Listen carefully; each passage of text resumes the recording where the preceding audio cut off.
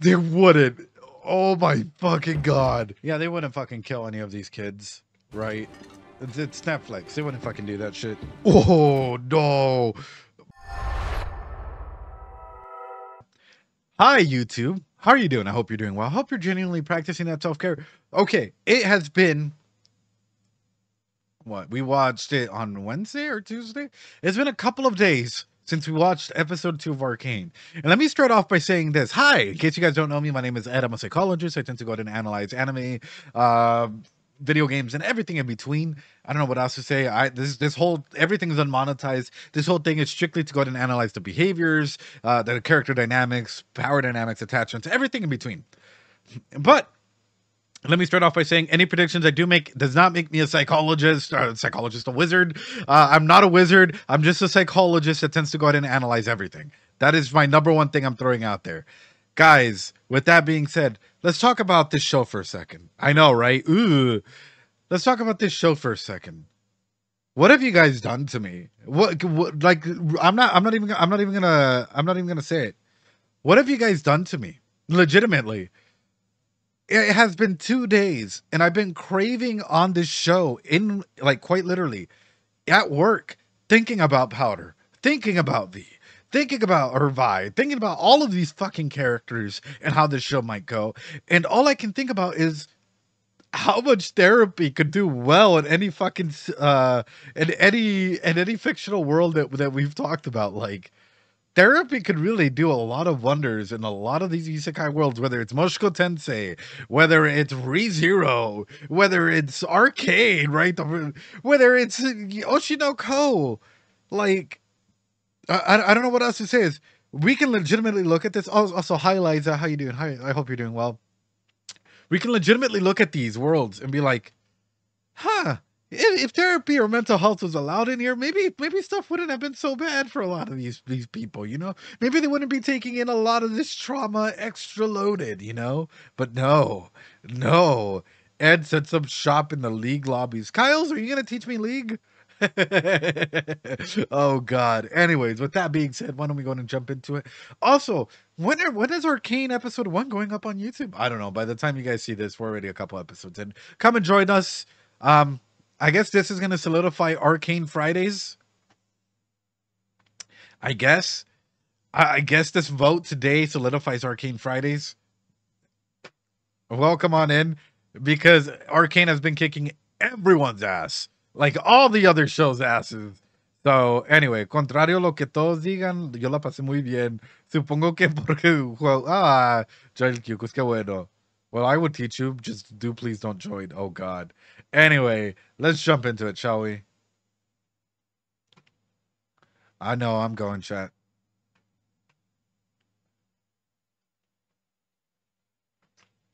Hold on.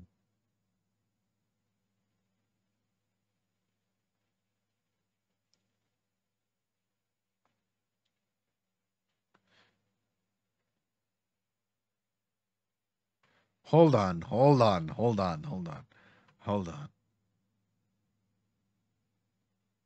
Don't care about that logo.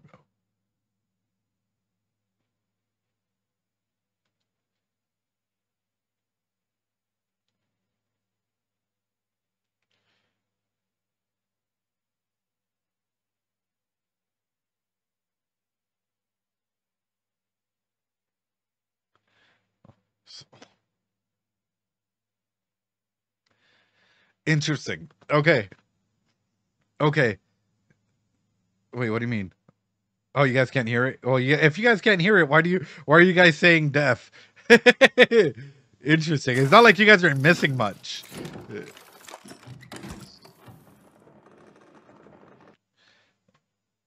Do any of you guys find anything like this interesting? Or is it just me fucking cooking already? Is it just me already like losing my fucking mind here? Okay. Let me I'm gonna just go back just a little bit. What I find really interesting about this, right? What I find really, really interesting about this opening is they don't have to show this, right? I know it's an opening logo for Netflix, but they could have put this any other way. It could have just been a small speck, something baby sized on the corner of the screen where it said a Netflix series, but yet it decides not to do that. In fact, it decides to go ahead and show us something else, right? Which in psychodynamics, pretty much every single thing that is presented, even unconsciously, is important to the conscious mind. So I'm looking at this, right? And immediately what comes to mind is just how upside down everything is, right? Look at this, right? You would think that for a record player or something like this, it would be flipped downward, right? Where this machine grabs something and places it down, but in fact, no. It faces it up with the record facing down. And I know what you guys must be saying, like, Ed, you're being ridiculous right now.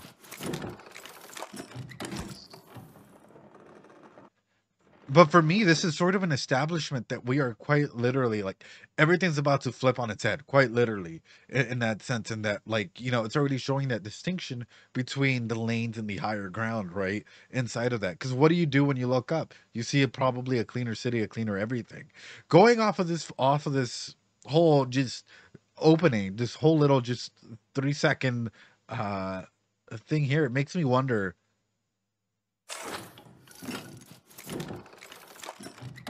There's a difference between the way that something is like promoted. Like you can have a yeah. We're looking for up from the bottom. Exactly. Kraith, I'm about to mute you. We're looking from the bottom up, which is an interesting perspective because it's giving us already the feel that we are the lanes, that we are looking up, that this story is quite literally being fabricated and told in a perspective. And it even makes me wonder, it actually even makes me wonder if these characters that we're about to see are about to get tainted in that view by the higher up position, because clearly they could have done this opening little segment, this 2 second 3 seconds, in any other form, any other way this could have been done, but they decided to go ahead and show us from as though we are looking up. That is blowing my mind. Because psychologically, guess what? This happens at the theater. You go into a movie theater, right? And in order to get you ready for the movies, what do they do? What do they do to get you ready for the movies, ladies and gentlemen? You're at the movie theater. What happens? No, some of you guys must be like, "What the fuck?" I don't even have to go that far. They've already started typing it right there for you. We are primed in a way to get ready to see something, in a way to get ready to see a narrative. Netflix, in this particular show, did not just decide to go ahead and jump into it. They did not just decide, hey, you know what, we're just jumping into it. We're not putting this opening sequence in. Yet they put this opening sequence in every single time to prime us as the audience that is sitting down to look up and see the narrative that they're presenting, right? Which is psychologically fucking amazing when we look at the psychology of like media and the psychology of ads and how all of that works. We're talking about cinema ads, but this is also related to the show because all of a sudden, how is this narrative going to present? Are we about to see a break in between these individuals? Because we're already seeing them at such a high place that we must see them, like, in terms of just a record in itself, come down. Where all of a sudden they're not the perfect record that they seem to be in here. And I wonder if this has any meaning or no meaning at all fucking going forward. I'm just going off of the immediacy that is this. That is the priming effect that this has on our brains. That is quite literally the priming effect that this has for us as the viewers to sit here, watch this every single time the show starts. You know it's about to start. You hear the Netflix logo, the and then you hear this. And by this time, you're already watching this happen. And I would have had more meaning if you had donned the chef hat. No. I don't need the chef hat for this because I'm not cooking just yet. I'm just simmering the pan. I'm just simmering the pan right now. I ain't cooking just yet. I'm just meal prepping at the moment. I'm getting ready. I'm getting heating up my pans at the moment. Yeah. So I'm looking at this and immediately it comes into mind. It's also the roles and responsibilities that are placed on. This is so beautifully allocated that I don't even know. I don't even know what the fuck to do, dude. My pants, not my pants, dude. But that's why I'm like, this is an interesting opening. Make me think it's stuck here in a circle. Right. It also makes us think that we're stuck in a confine that we can't really escape. This story is a record player whose needle can never escape this record unless it scratches off, unless there's an outside force that comes in and a lot makes it scratch off. And I wonder if that's what's going to happen here. Anyway.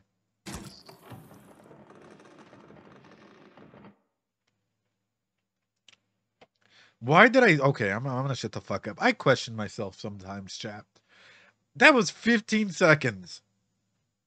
This was 15 fucking seconds.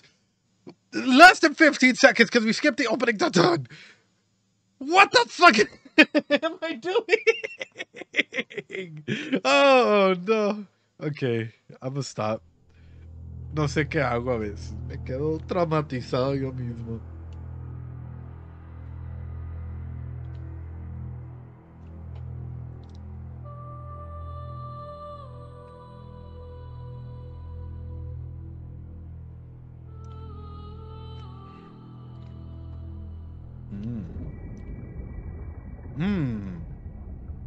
Ever wonder what it's like to drown?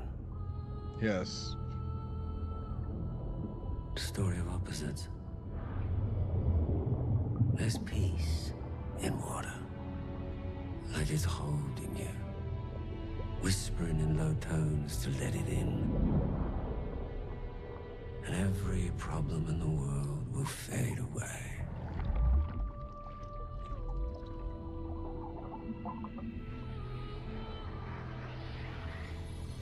But then, there's this thing in your head, and it's raging. Lighting every nerve with madness. To fight. To survive. And all the while, this question lingers before you. Have you had enough? It's funny. You could pass a lifetime without ever facing a choice like that. But it changes you forever. For that, I thank you, old friend. Ooh, what a fucking opening. What a fucking opening. This in of itself, this is actually something that I find beautiful about water stills like this. And I'll open it up this way. I want you, if you guys can be honest, if you guys want to be vulnerable and stuff. Hold on, I don't even know if there's subtitles. I don't see no subtitle option, sadly. Let me go ahead and open this up to you guys. How many of you on my own Sarah's, how many of you genuinely feel like you're drowning? How many of you have ever felt alone and have felt like your closest support networks or people that you've trusted have left you at some point? Let me try and find some subtitles in here. Hold on. If I can find. How many of you have ever felt that way? Have ever felt as though you tried it, you really, really tried to go ahead and get along with others or do something, but yet you felt isolated, or you've attempted to do certain things and you were left alone, you were left uncared for? Yeah, I don't think they have them, sadly. Oh well, it is what it is. I'll go ahead and bring this back up though. How many of you have genuinely struggled through something like that, where you found some meaning of peace in that silence at times? I've been there. I think all of, like, at some point in your life you will experience this as well, because it is sort of a developmental milestone that a lot of people go through, right? A lot of people go through like emblances and instances like that, where we go through periods of time where we're alone. Or periods of time where our support structure is shaky. Periods of time where we're trying and we're reaching out for help and no one's listening. Periods of time where sometimes we're rather left off to our own solace. And deep inside of us, something is fighting. Something is telling us, hey, get up, go do something, go like fight, and keeps fighting and fighting and fighting and fighting. And you're like, no, I can't, not now, not now. And this is why I tend to bring this up. And this is why I always bring it up Um, I always bring it up when I have the time, which is if you're watching this stream and if you're alone and these are characters that impact you, even if it fucking sounds silly, and I did this a lot during Oshinoko, but it's because I genuinely mean it. Like, I'm proud of you. I'm proud of you for even staying through and watching something like someone as dorky, silly as me analyzing the show. Something allows us to take in shows, reactions, formats, whatever, to either feel an emotion, to think logically, or go through something. You know, try to go through a self-analysis journey or a self-reflection journey. And no one can take that away from you. Heal at your own pace if you're hurt. Take that time for you to like extend out to your support networks and reach out to professionals if you really do need them. Like, I'm not gonna lie to you, like it would break my heart to hear like some of you guys no longer like are struggling, you know, struggling to be alive. And that is exactly why I'm saying, guys, if you guys are going through a rough time, if you guys feel like you don't have any support networks, if you guys feel as though you are lost or you're drowning or you're in this big, dark, deep pit, hey, reach out. Reach out to someone. Not to fucking self promo or anything like that. I think we have a wonderful Discord. And if you feel like you want to make new friends or you want a place where you can go ahead and talk about stuff and not really feel judged and be open to venting and support networks, we have that there for you. And if you're in school, dude, hey, I'm gonna be straight up with you. If you're in uni and you're in college or high school or anything like that, reach out, talk. Oftentimes, I'm gonna throw this out there. A lot of us get so stuck in our research, get so stuck in the everyday grind. Guess what school is? School can be a full-time job for people. We all start at different points in our life, and I'm seeing this man right here, and I'm seeing sort of what was done to him, and I feel like he was betrayed down to the core, and that betrayal leads to something that in psychology we usually say hurt people hurt people. People that have been hurt and betrayed will try and hurt and betray others. They might like, and it's a oof. It can be a little rough, and that's why I'm bringing this up. Like, guys, this is your story. This is your narrative. This is whatever you wish it to be, but you don't have to go through this journey in life alone. Wow, I'm kind of scared for him. I am scared for him because seeing that like the animosity and everything that comes through with his just voice acting and with his presentation in here, I do wonder if is this the guy that has the red eye? Then first off, that's the thing that comes to mind. But or yellow red eye, you know what I'm talking about. But the second thing that comes to mind is yeah, hurt people. And more than likely what we're about to see is literally him him hurt a bunch of others. Woof. All right, let's see this one more time. World will fade away.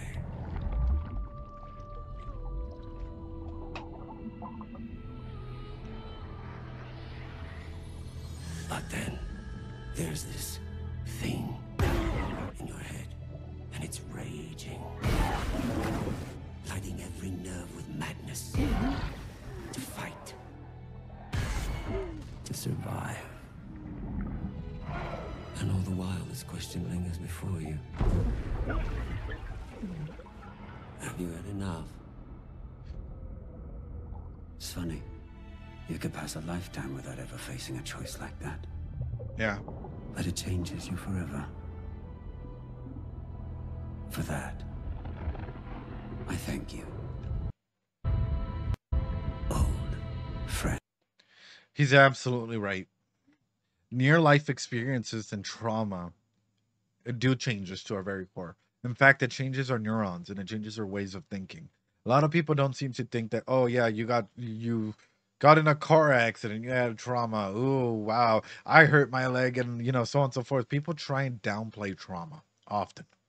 People try and downplay different forms of trauma without realizing the actual effect that trauma has in our brain. That the fact that it can go ahead and impact our neurotransmitters. It can impact the way that like we process events and feelings and so on and so forth. And this is why I'm sort of taking a step back, and I'll go ahead and I'll go ahead and do something like this, right? Which is like if we were to look at a system of healing, at a system of like a journey of healing, of what is possible for people to heal and what is probably significantly harder for people to heal, we're all going to start off at the same time. We're going to play a numbers game, right? I'm going to say plus or minus, okay? Whoever gets the most plus is more than likely, like closer to 10 is more than likely going to be a winner. Okay, you guys ready? You guys ready? Hi, oh, thanks so much. Hi, my conception. I hope you're doing well. I'll give to, oh, 5 gears. You're wonderful.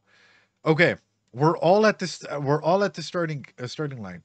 If you were, if you had two caring, loving caregivers at the time that you were born, add one.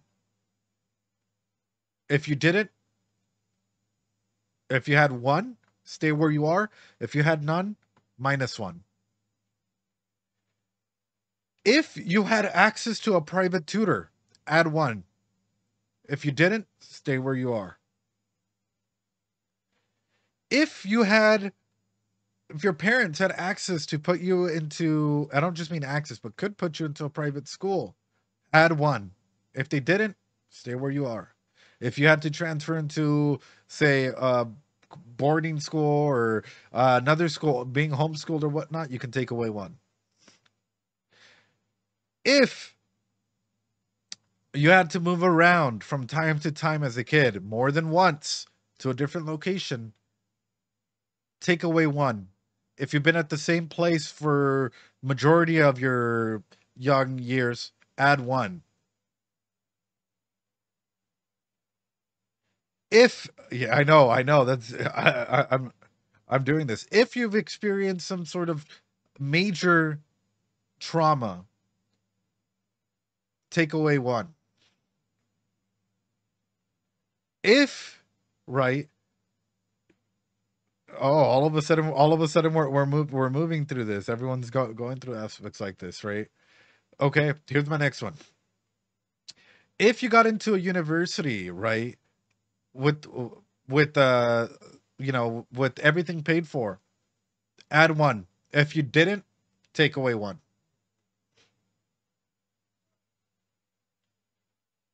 I'm gonna ask one more. I'm not asking all 10, but I'm just asking some genuine questions, right?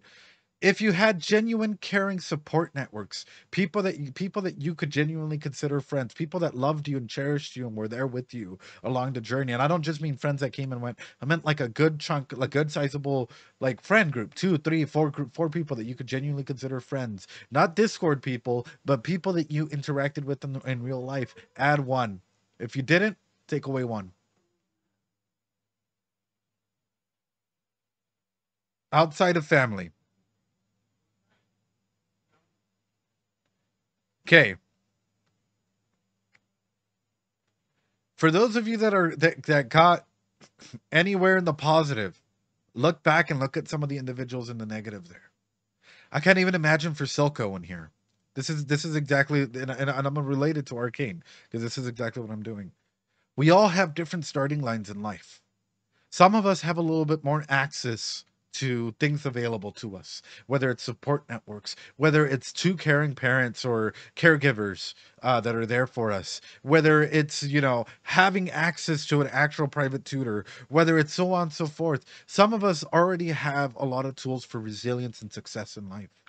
Some of us have to crawl out of this, like, you know, negative zone, for example, and try and get ourselves up there, try and get ourselves even to an equal ground to where the starting line is before we can make attempts to try and better ourselves in aspects like that.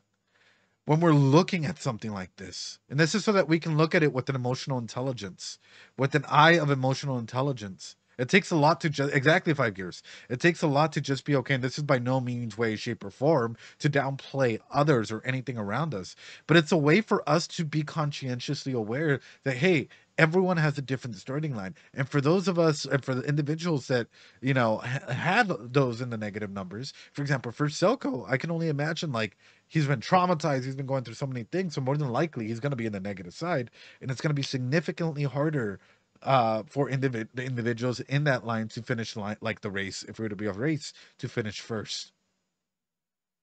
So he's more than likely pent up with a lot of resentment. He's more than likely pent up with a lot of different emotions that are going through this. This is very can be very, very tiresome. This can be very, very, it takes a lot to just be okay. I hope this, like, if you guys were in chat and if you guys were doing this on YouTube and you guys were looking at a lot of the numbers coming in on chat, that it made you realize that as well. Like, man, I had a 5, I had an 8, and I saw someone with a -3, with a -4. Like, whoa, right? Like that is a big leap of, like, different starting lines here. And that's a big leap of support. For Silco, this is something that I'm wondering, is if this is the case with all the trauma, with everything happening, with the betrayal of his friend or betrayal of whoever this is, what does this mean for resilience? Does this mean that this is a man that can easily bounce back? Or does this mean that this is more than likely a man that's going to harbor revenge and sentiments of, like, fuck you, fuck this, I'm going to fight. I have to fight.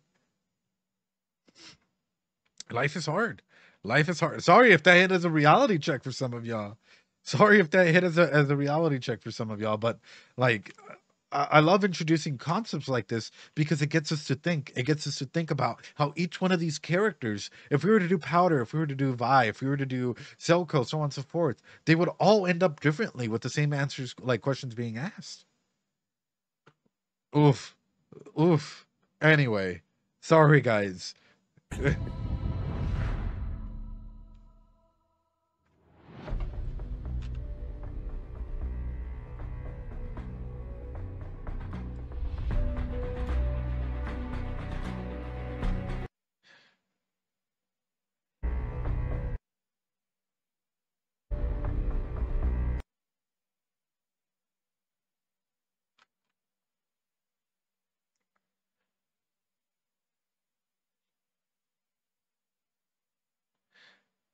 Interesting that there's purple running in this. It's like the grainy film of someone's mind. Like, the old cameras that, like, that you would roll and they'd have like a little grainy thing like going through. Mm, mm, Yes, you guys are going in blind. This is what in case you guys are wondering, this is what I'm talking about.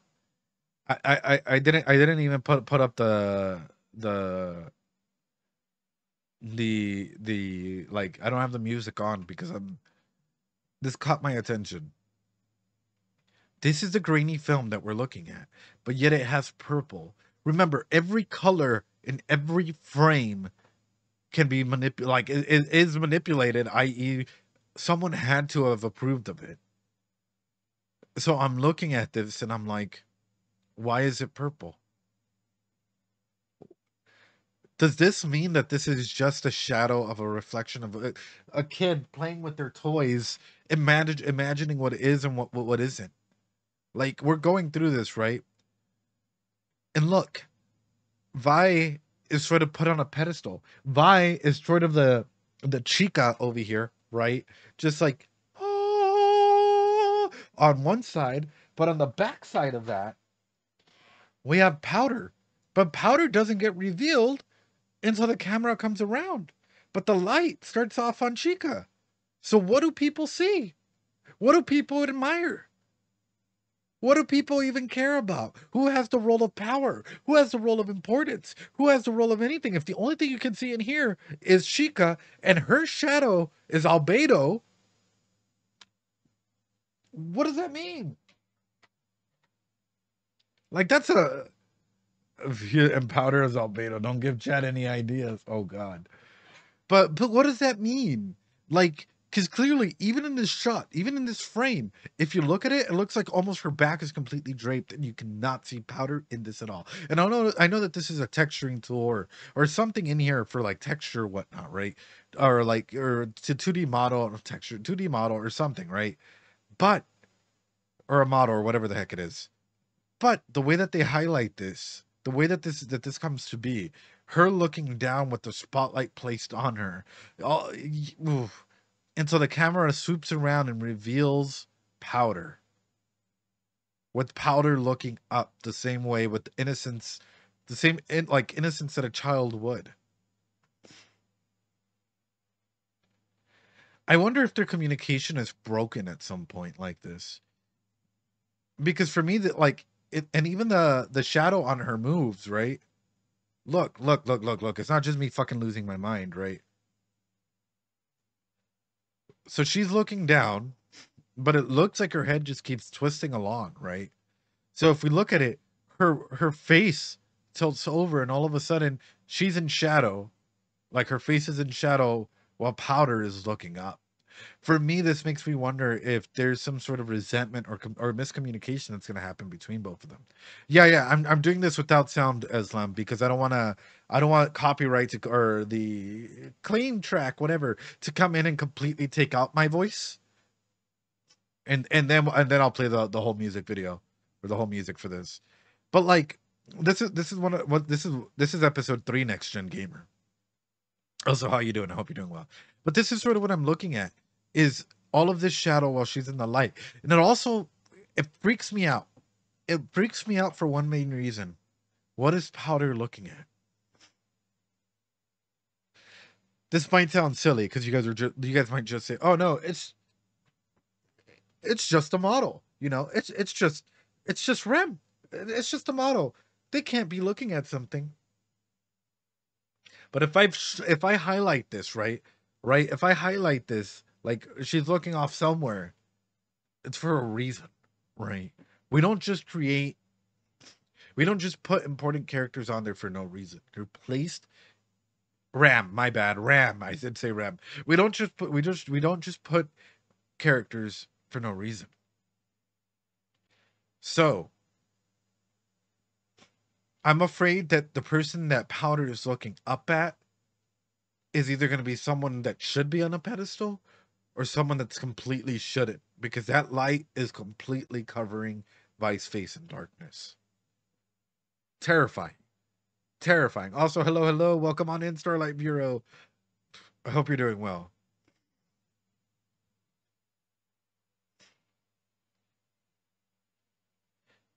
And then interesting how this just proceeds, like the lapse of time. Is there going to be, oh, wait.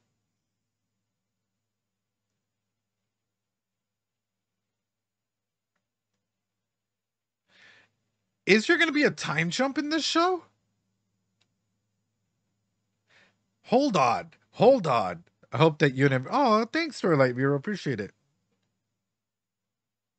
Looking at you know, the magic that they're trying to go ahead and research. Starlight, thanks so much for the sub. But looking at the way that, like, you know, other characters are just introduced by like an unveiling, but yet for some it's like it takes time. Look at the way that the look, boom, boom. It takes time to work down a person's core.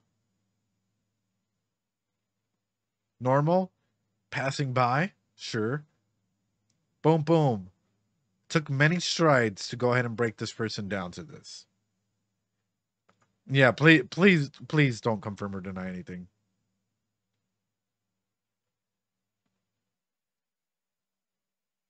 Of course, my dude, yes.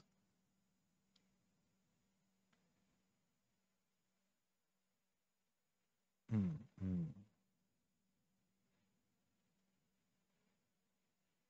Hold on. Hold on.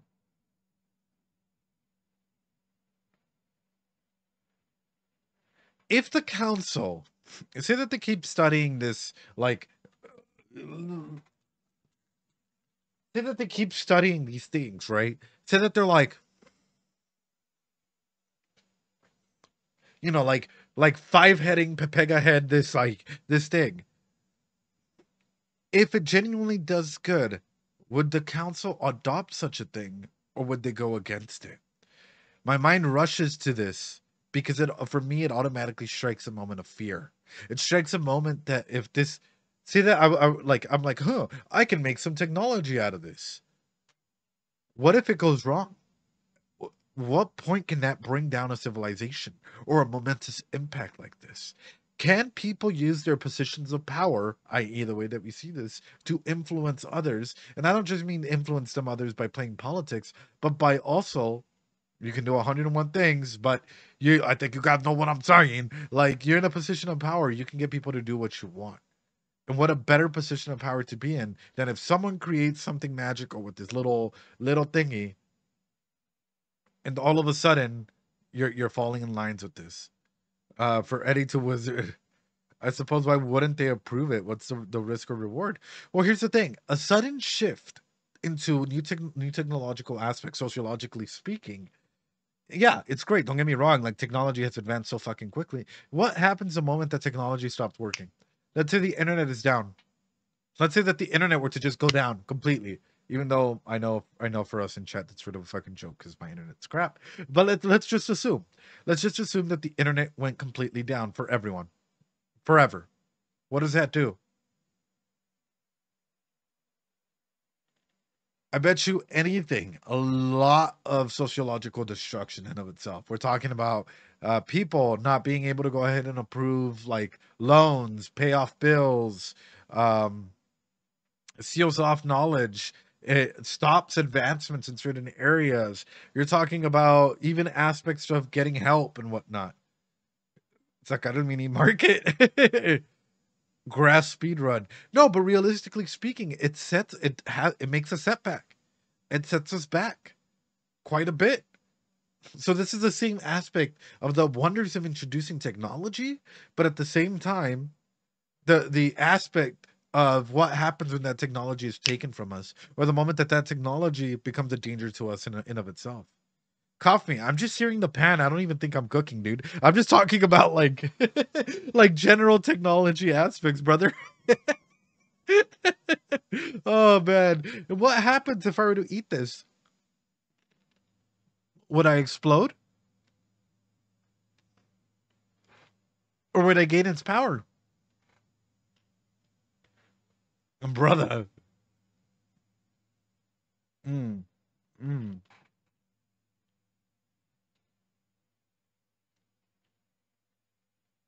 Mm. By trying to protect these kids, by solely focusing, sorry, that took a lot out of me. By solely focusing on these kids, let's say I had Alice, right? Let's say I had Alice and Nick in my hand, right? And I'm protecting them. And they're like, anything they do, I'm like, the world might be going on fire, but I'm over here like, or even Chica. Fuck it, we'll use Chica here, right? Uh, like, I'm just protecting Chica, no matter what, right? Like, the world's on fire, everything's going on here, but I'm just protecting Chica. What happens? What happens? If my sole focus is this, and everything's on fire, what happens? By me protecting Chica this much, by me trying to make Chica have a safe world, a safe environment, an aspect for her to thrive in, right? An aspect for her to not be messed around by with the president and actually have a good high school. Would that make me a demon? Would that make me a monster? To prioritize Chica over everything else bad that's happening in the world and not preparing Chica for what's really out there.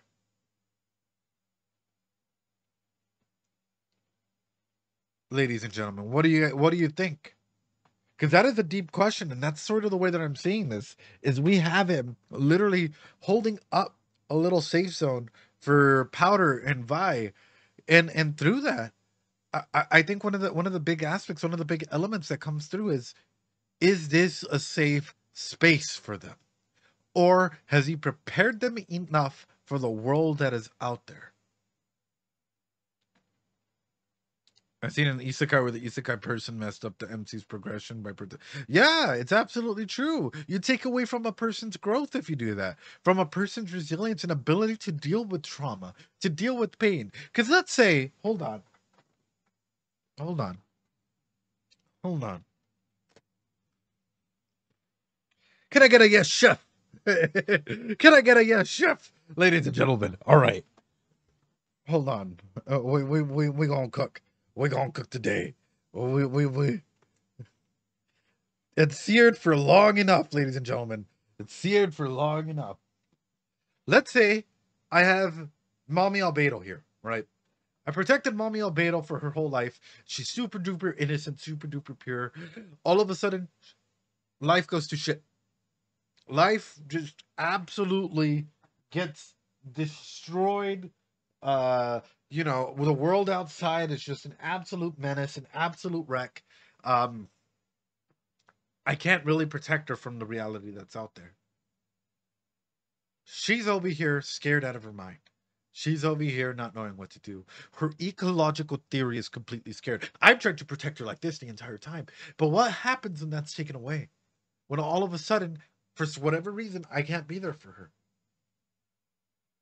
What happens? What happens if all of a sudden... Wait, hold on. Hold on. What happens if all of a sudden, like, she's over here struggling with the world, and in comes French Ed. Oui, oui. Albedo, like, fucking trying to strike up a deal, be like, I'll protect you. I'll be okay. I'll be what's good. What happens in an environment like this? This is why I yell at parents. This is why I get in discussions with parents.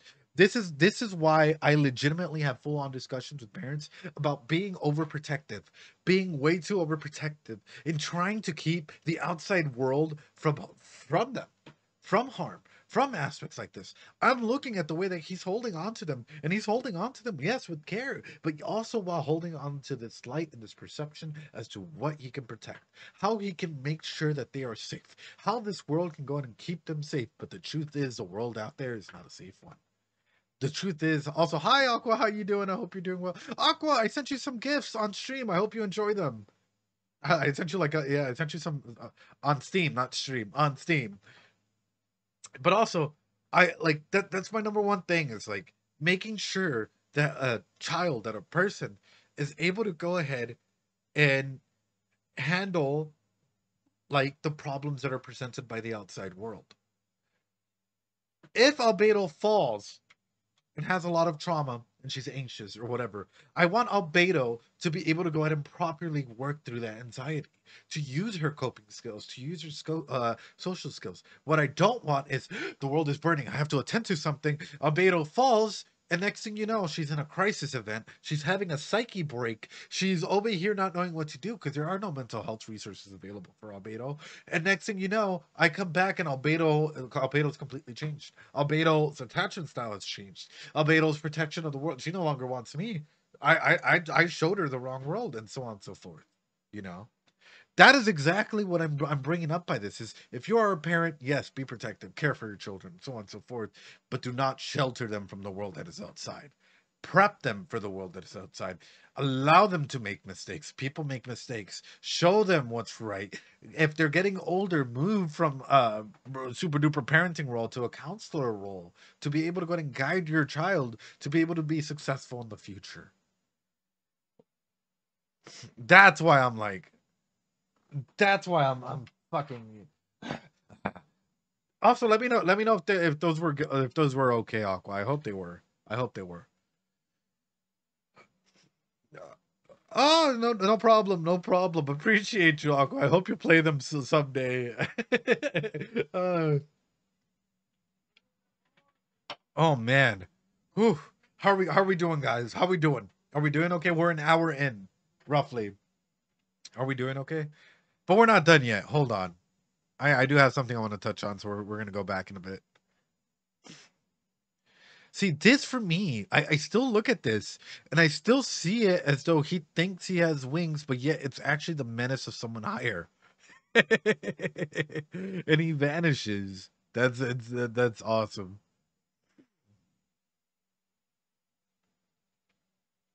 We're doing good.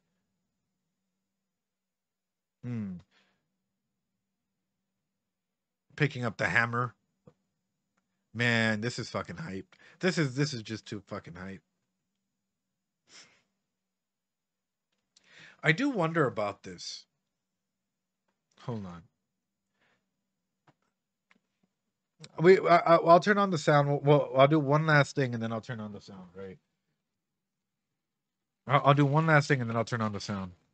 My body feels the hype. Bro, I'm so fucking hyped. I didn't think this show was gonna get me the way it has. But like, let's talk about this for a second, right? In the show so far, what has happened? What has happened in the show so far? Let's go ahead and do this. In the show so far, Powder has had how many things? Powder has a trauma flag. Powder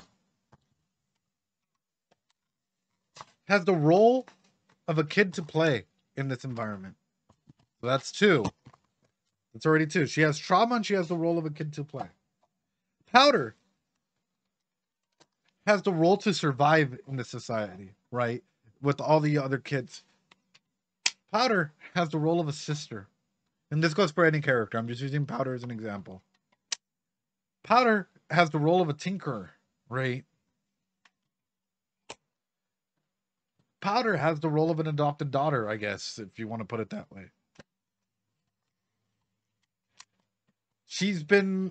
Powder is also given the role of messing things up for the entire group. Who is Powder? These are so many fucking roles and hats that are on just one character. These are so many roles, and that is not the definition of a paradoxic distortion at all. These are so many roles that are assigned to an individual. What happens when all of a sudden you wear all of these roles just the way that you do, like what you guys that are watching this? What happens the moment that all of a sudden these roles stop functioning? These roles no longer applied. Oh, yeah, you were this role, but only when you were loved. Oh, that's right. That's right. You were this role only when we decided that you were this role. Otherwise, you were okay. What does that cause? I know we went over Erickson's developmental theories last episode. Role confusion. Identity confusion. And this goes for any character living in the lanes so far that has been introduced. And this is why I'm excited to see how the kids and Powder and all of them, work through their struggles and how they're able to go out and get along, because that is a lot of roles for these kids to have. And that's why I'm so happy that, like, I don't know, like, these kids, like, genuinely are fucking amazing and they get along. And, the fact that we're watching a Netflix show, I know that they won't fucking die. So I think everything's going to be fucking fantastic, ladies and gentlemen. And we're about to just see an elevation of what it means for us to just carry on these roles, and hopefully 1 or 2 more, and hopefully it doesn't just blah, blah, so on and so forth. That's exactly why I'm going through all of that. It's baseline Ed. When Ed grabs the party hat, so it's about to get serious. Well, I don't know just yet about that. We're gonna like food wars. Anyways, I hope you guys are enjoying it so far. Anyways, let's watch the intro. I'm putting on the music just in case something pops up. I have these on backwards. And ladies and gentlemen, after the music ends, I am quickly gonna run to the restroom.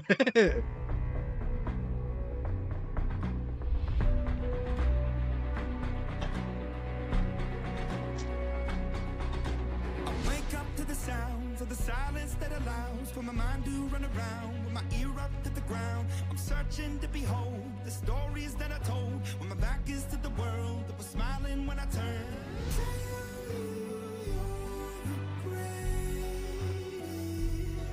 But once you turn, they hate us. Oh, my misery.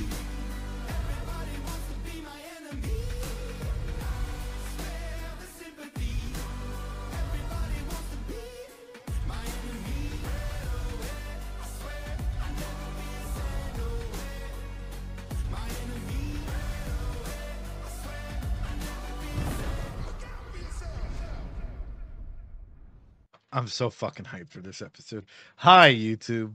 Welcome on in. We're an hour in and we just got done with the opening. Welcome to Psyculturist, bitch. Let's go. Welcome to Psyculturist. Hell yeah, baby. Let's go. Hey, YouTube. Hola, YouTube. Anyways, guys, I appreciate ya. Mujeres, muchachos, todos alrededor. I appreciate ya. Expectations for the episode? I don't know. I don't know where this is gonna go. I honestly don't know. I'm just really fucking thrilled. I'm really excited to be here. In case you guys don't know, I do curse. It's part of my vocabulary. It's part of my vernacular to curse. Just who I am. This is the environment that I'm in. You know, and that's how we get along. With that being said, ladies and gentlemen, I'm gonna take a quick little break. I gotta go to the restroom. As soon as I'm back, we're getting started with the actual full-on episode of Arcane. All right, ladies and gentlemen, I'll be right back. Appreciate you.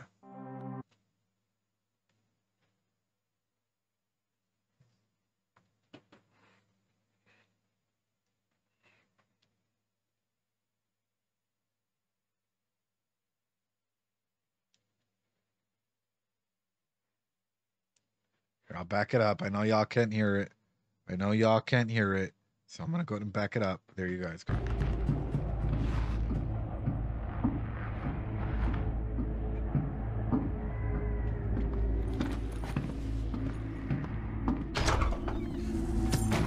Vander? I don't have much time. How did Hey, you yo. find me? I'm proud of you. Always have been. I'm sorry. This is the only way to protect the others. Vander! You've got a good heart. Don't lose it. No matter how the world tries to break you. Protect the family. What have you... No!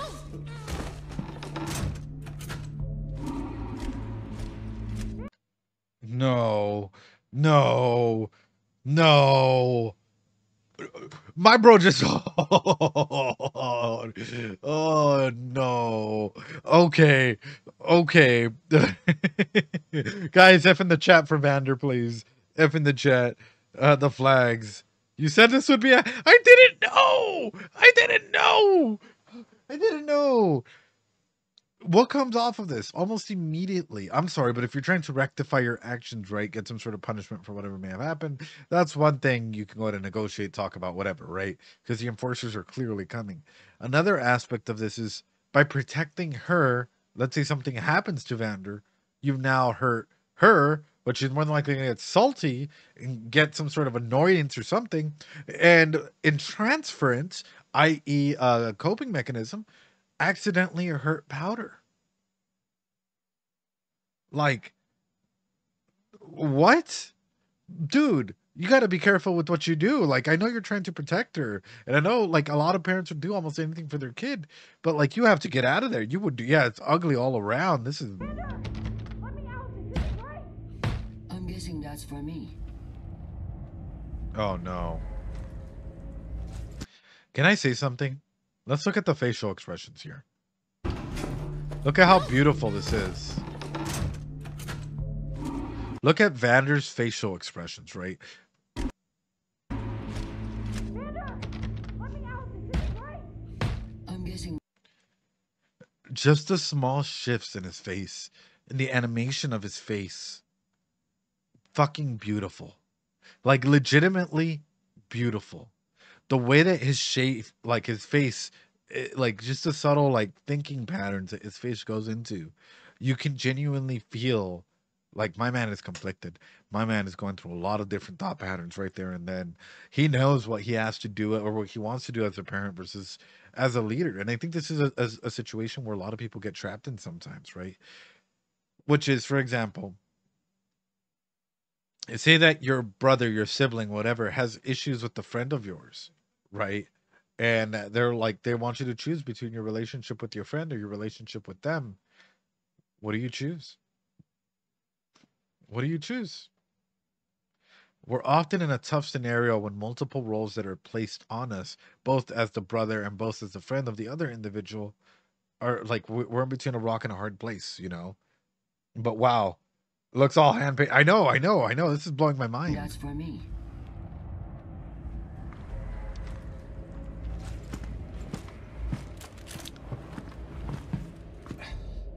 Are you gonna let us make the arrest or not? You'll oblige a doomed man one last smoke. It is 3D animation? Won't you? I'm not putting you away, Vander. The council needs its pound of flesh. Without you down here, it all falls apart. This is so fucking beautifully done. This is so beautifully done. The fact that this enforcer, right, has clearly communicated with Vander, even though they have different power dynamics, right, power positions that should be at play, and even though we see different enforcers in this world treat them like literal trash, this one respects Vander and understands his role and his importance in the community at play. Let's talk about that for a second, because this is genuine care. This is not just an enforcer dressed up in a maid outfit with bunny girl ears and whatnot, and everyone just being like, oh, you know, it's nothing like that. This is quite literally an enforcer or an individual character that we can go ahead and place into any environment that they are emotionally intelligent enough to be able to understand what is happening.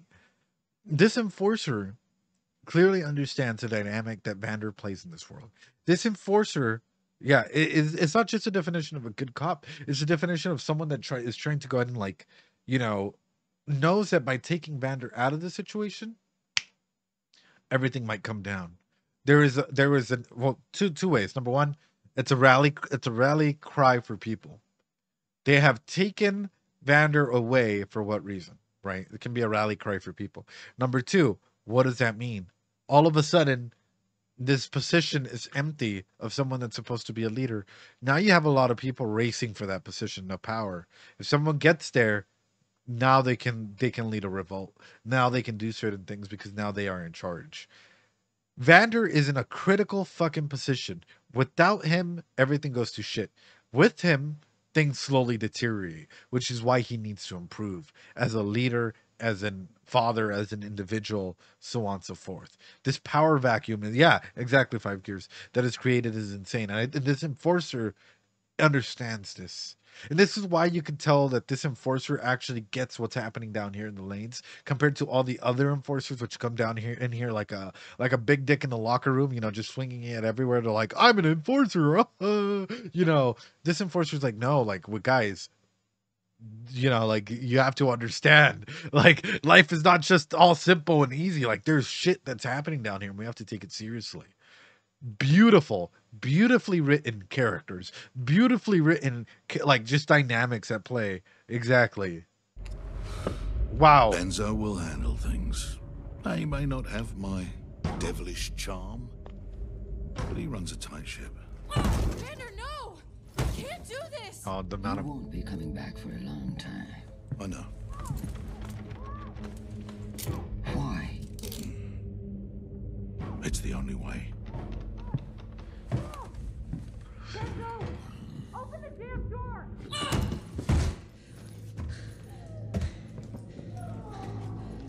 What's happening?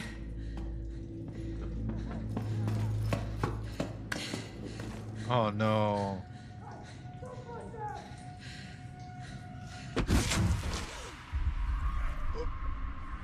What the fuck? Wait a minute, hold on. Y'all did not tell me Arcane was horror. Wait a minute, I thought this was like a happy-go-lucky League of Legends, we're gonna get in here mauled show. What the no. No.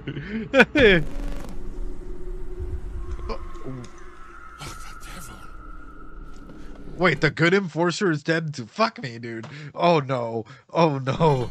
No.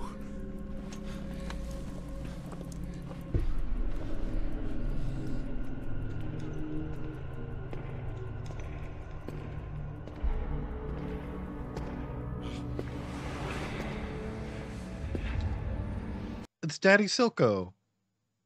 Terrifying.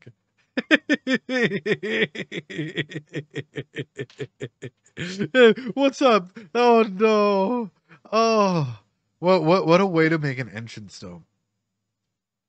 Like, legitimately, let's talk about this, right?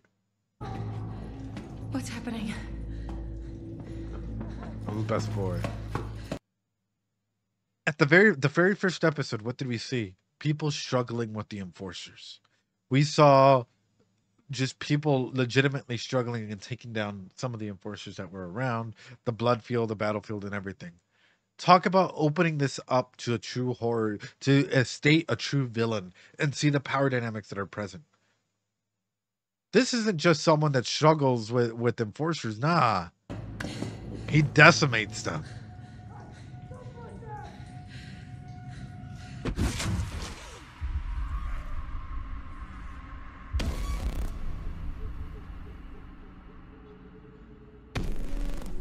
I can't believe she's dead. Oh, the devil. No.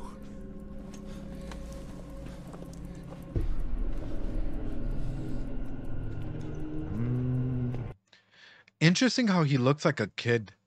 It looks like the shadow of a kid. Like, that is so, like, for me, this is blowing. Hi, hello, can't think of name. Welcome on in. I appreciate you being here. Welcome to the stream. Guys, drop some Doritos or can't think of name. They look pretty cool. But, like, interesting how quite literally, like, it looks like a kid. And then he gets closer and closer. And it's that reveal. Silco?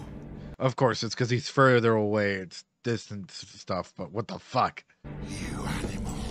Go crawl back in your whatever hole you came out of! Vander, stay back!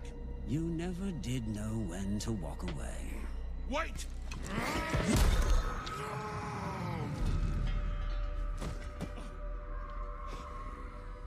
Stubborn to the end. What the fuck? Oh shit! Las Plagas! Las Plagas! Oh shit, get away! COVID man 2023! Oh shit! Whoa! This is fucking terrifying! Leon, help! Oh no! Oh, double kill. To walk away. Oh.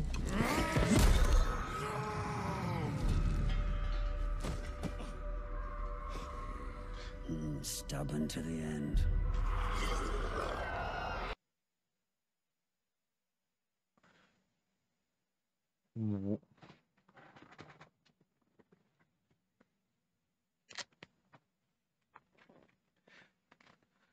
Guys, can I get a yes, chef? We're about to do a little bit of a cooking. We're about to do a little bit of a cooking here. Guys, can I get a little bit of a yes, chef? Yes, chef. You guys ready to cook? All right, let's go. This is what I find interesting. What was Vander being earlier? What was Vander being by literally all the introductions that people have given him? He's stubborn. Vander is stubborn. Now let's look at this, right? Go crawl back in your whatever hole you came out of! Vander, stay back! You never did know when to walk away. Wait! Well, he is talking to him. For me, this feels like it's a double meaning. You came out of! Oh no. No, not Oshinoko. We're not watching Oshinoko. Oh no. I don't know why. Okay, there we go. Oh, you came out of! Vander, stay back! You never did know when to walk away. And this is something that I find interesting as well. His eye directly in front. His other eye, I'm not sure if it was front, it would be more towards this. It's more like looking at Vander.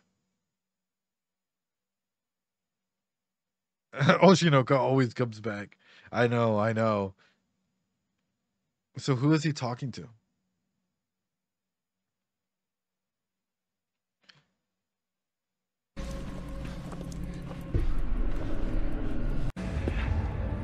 Silco?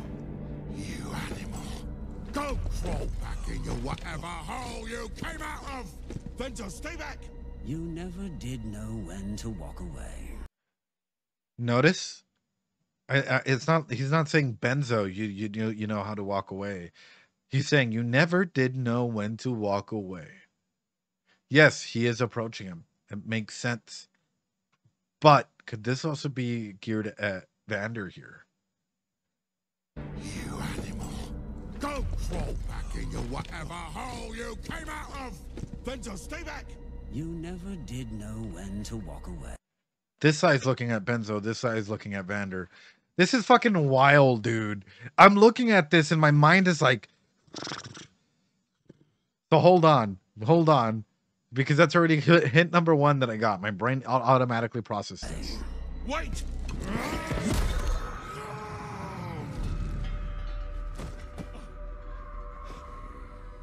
Stubborn to the end. Stubborn till the end.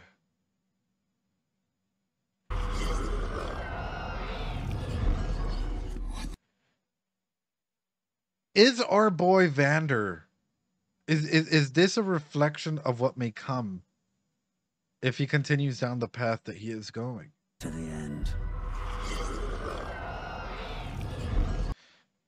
Is this a reflection of the path that may come? And I mean this because narratively speaking, right, we don't just say words for no reason. Yes, this could have been a direct allusion to Benzo, right? But usually when they're like, say that you really hate like your worst enemies across the street, right, for whatever reason. And with him, it's his friend. Or, you know, a very popular leader or whatever. Are you talking to the friend of the leader, or are you talking to the leader himself? You know, that's sort of where my mind comes through. That's where I'm like, What the hell have you done? bruh. This wasn't the deal! The deal? Oh, enforcers making shady ass deals, bruh. Bro, what the fuck did you expect? Source? I made it the fuck up, says Silco.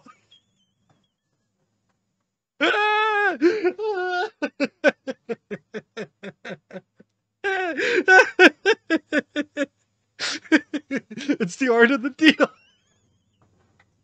It's fucking so good. Fucking thing. Oh man, I'm fucking sweating. Oh, this is. Ooh.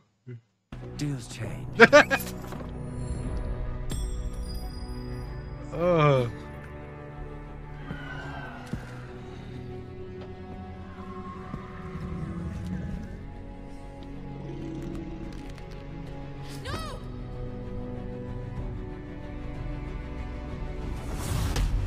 Ooh. Ooh.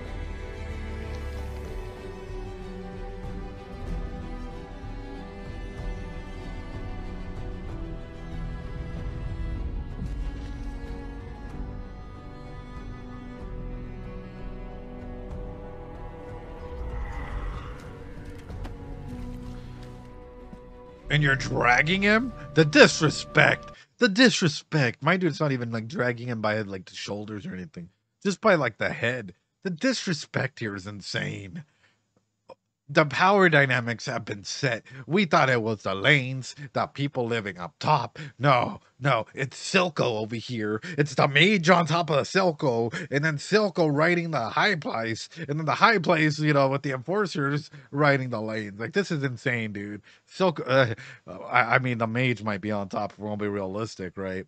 Thanks so much for following a Thirsty Fish. How you doing?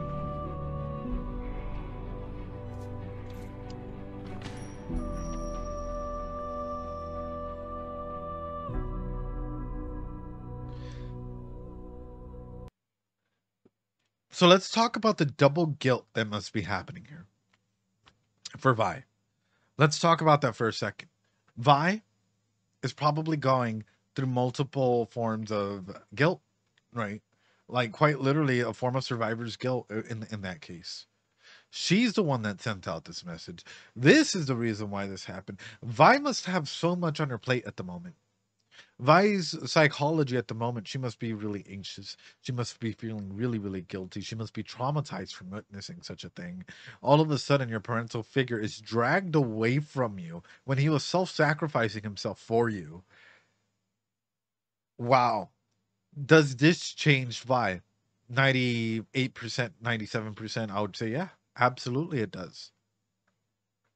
Considering the fact that she doesn't have a lot of like other support networks and or structures and or whatever, would this change a person? Would this change you? Yeah, that would change me. I'm not gonna lie. I would become a very vindictive person. In fact, I would become really, really cold towards a lot of people, because at that point, who can I trust? I tried to do something. I fucked it up. It wasn't Powder's fault. It wasn't anybody near me. It was my fault, because I am the one that made the situation happen. I'm the one that called in these enforcers. All of a sudden, this self-blame game starts coming in. I would love to be like a fly on the wall and be able to hear Vi's self-talk. What does that self-talk look like? That's how you get evil Ed. But that's also like, for example, say that things were to resolve a little bit. Vi would need to distance herself from this environment. Vi would need some time for herself to heal. And that is the appropriate way to get her back into a healthy coping mechanism or a healthy coping baseline for her to be able to go ahead and advance and heal and be who she needs to be. That is exactly why I will always say, hey, if you're really, really stressed out, take some time for you. You are important. You are worth something.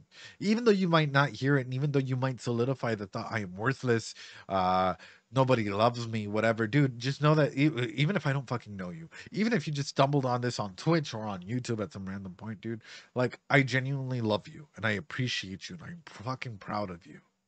Because these words carry weight and I genuinely mean them. Like, these words carry so much weight for people. And our self-talk can often cement these thoughts, these thought patterns. I hope that this is like the darkest that we get in this episode, because oof, man, that's I'm trying to find Senor Pinguino. He's somewhere. I put him somewhere where I cleaned earlier. So wow.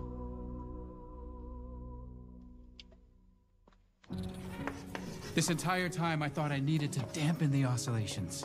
The crystals will only stabilize at high frequency. You have to crank it. Started watching the channel for the ReZero reactions, but was shocked and you're able to predict a lot of the things by looking into Psychologist. Oh, well, thanks. Can't think of a name. Appreciate it. Yeah, man. I mean, some of you guys have been around for a long time and y'all have been through like everyone voting through stuff. Appreciate you. You're an absolute goat.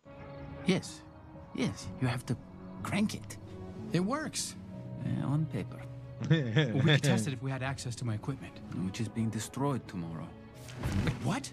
Oh, yeah, I meant to tell you. That research is everything. My whole life. Maybe if we showed them the equations, they'd let us. We need more than promises. We need proof. I have not. The crystals. The enforcers took them all. They're gone. Yeah, locked away in Heimerdinger's lab. No, no, no. You heard the council. Such a cool dean. Like, hey, yo, I have the keys. I wish I had a professor that was that fucking chill, dude. That was just like, all right, let's go. Let's do it. Let's do it. We're wrong. Got to be right, then. Why? Why would you risk this? Do you think it was my life's ambition to be an assistant? Scientists seek discoveries. Ways to make the world a better place. This Hextech dream of yours has the potential to do that. Our Hextech dream. Oh. Oh, that's so.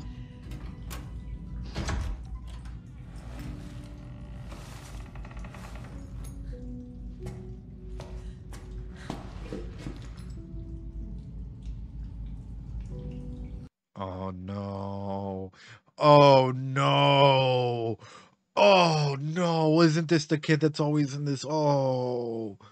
Oh, little man.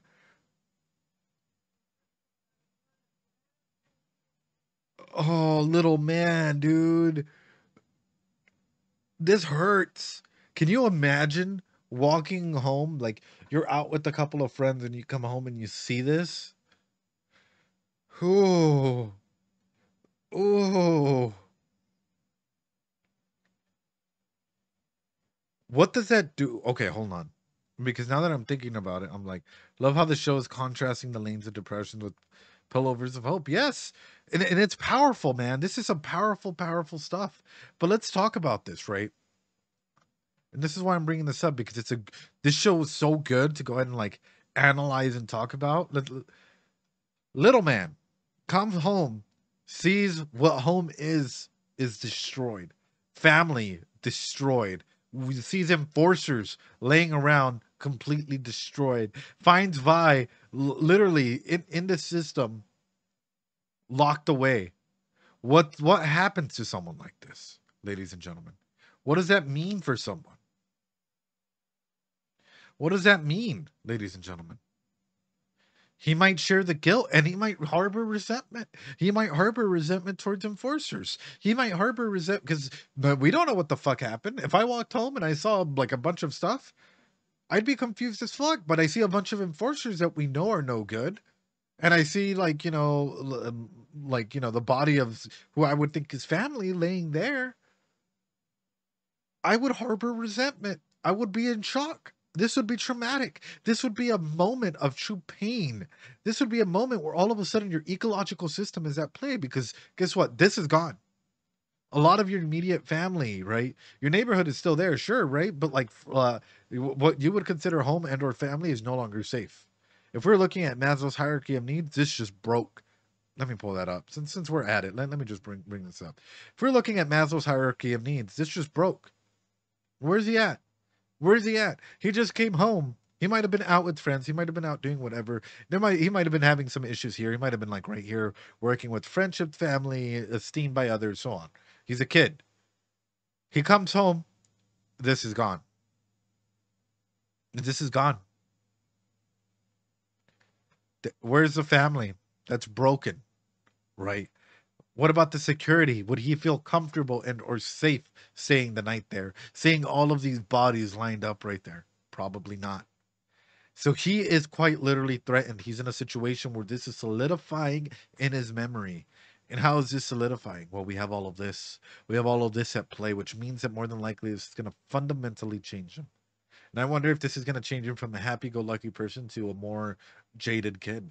I wonder if this is going to get him to go ahead and like harbor all of these emotions, all of these feelings, all of this resentment towards maybe the lanes of itself, maybe enforcers, maybe or others. I wonder how this is going to go for him growing up. Yeah, it could be a psyche break. It could absolutely be a psyche break. That's a lot for a kid to handle, man. That is a lot for a kid to go ahead and just take apart, just take in. He looks really, really young. He looks really, really young. And if we're looking at this, I would say he's somewhere around here. How can I be good? Success leads to a sense of competence, while failure leads to a feeling of inferiority. He's somewhere around here. My biggest thing, my biggest aspect in all of this is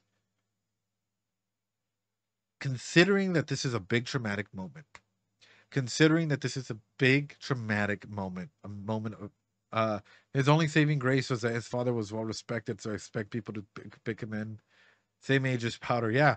All of a sudden, there's guilt surrounding this. There is, am I good or bad? How can I be good? Initiative, guilt, industry inferiority. You have so many things at play here. I am scared for this kid and for Vi and for everyone. This show is solidifying fucking fear.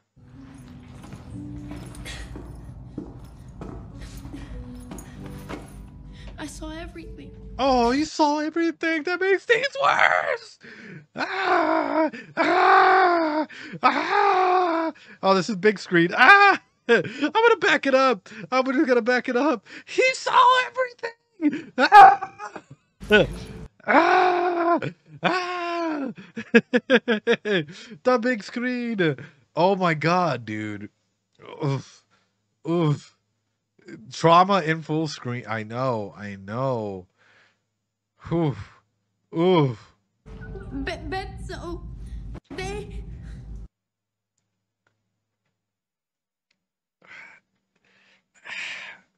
For me, it's. I had recently. I'll bring this up as an example. I've been doing a lot of individual sessions, group sessions. You guys know I do that.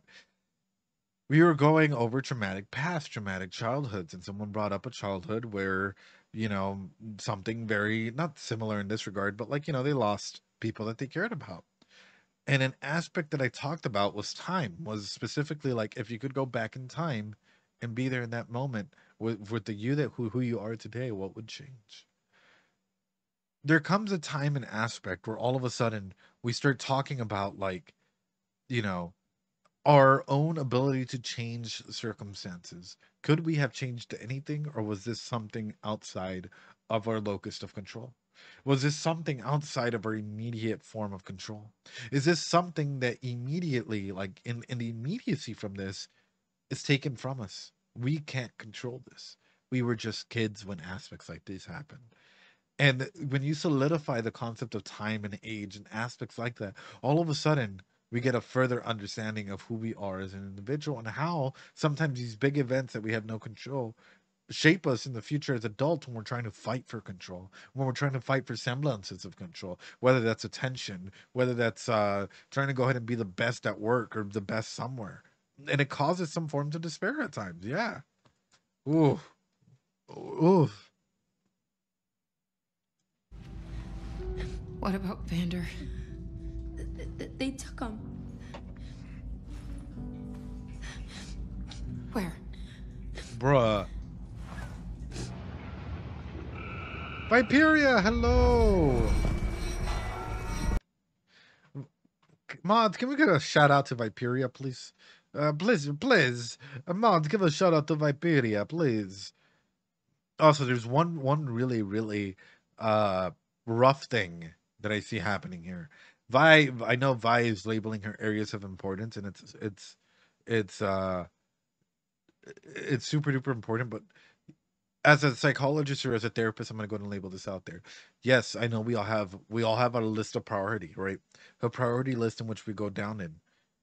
However, remember to empathize, not sympathize, empathize with people, because at that point in time, your words cement in people's heads. When someone's gone through a traumatic event, it cements in a person's mind, and it can make situations even more difficult.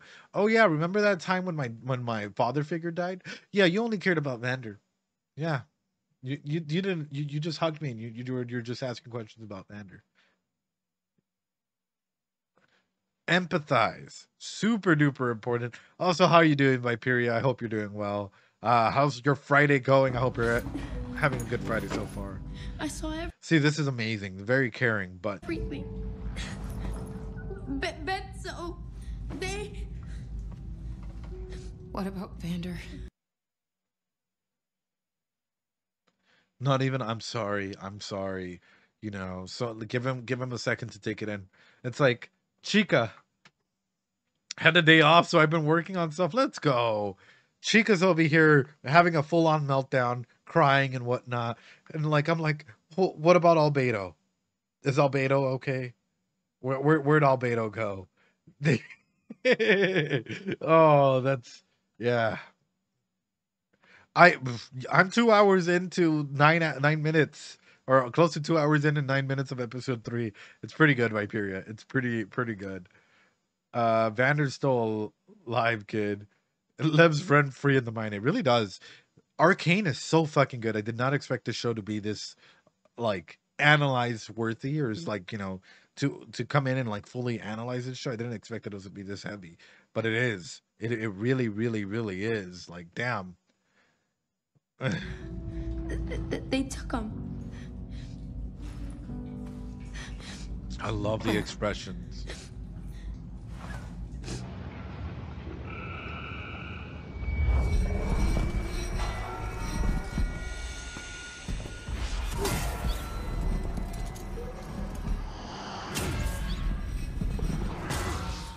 Oh no.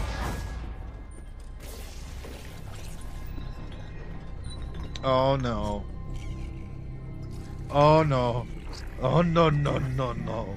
Oh no. It's a little crude, I'll admit. The base violence necessary for change. But we both know Topside won't listen to anything else.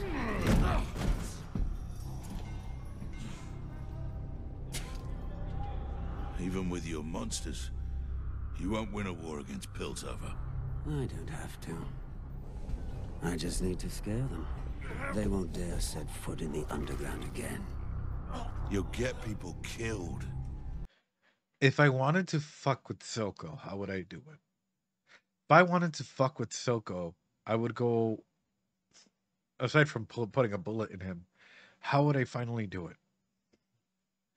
My man seems to have an issue with the mage.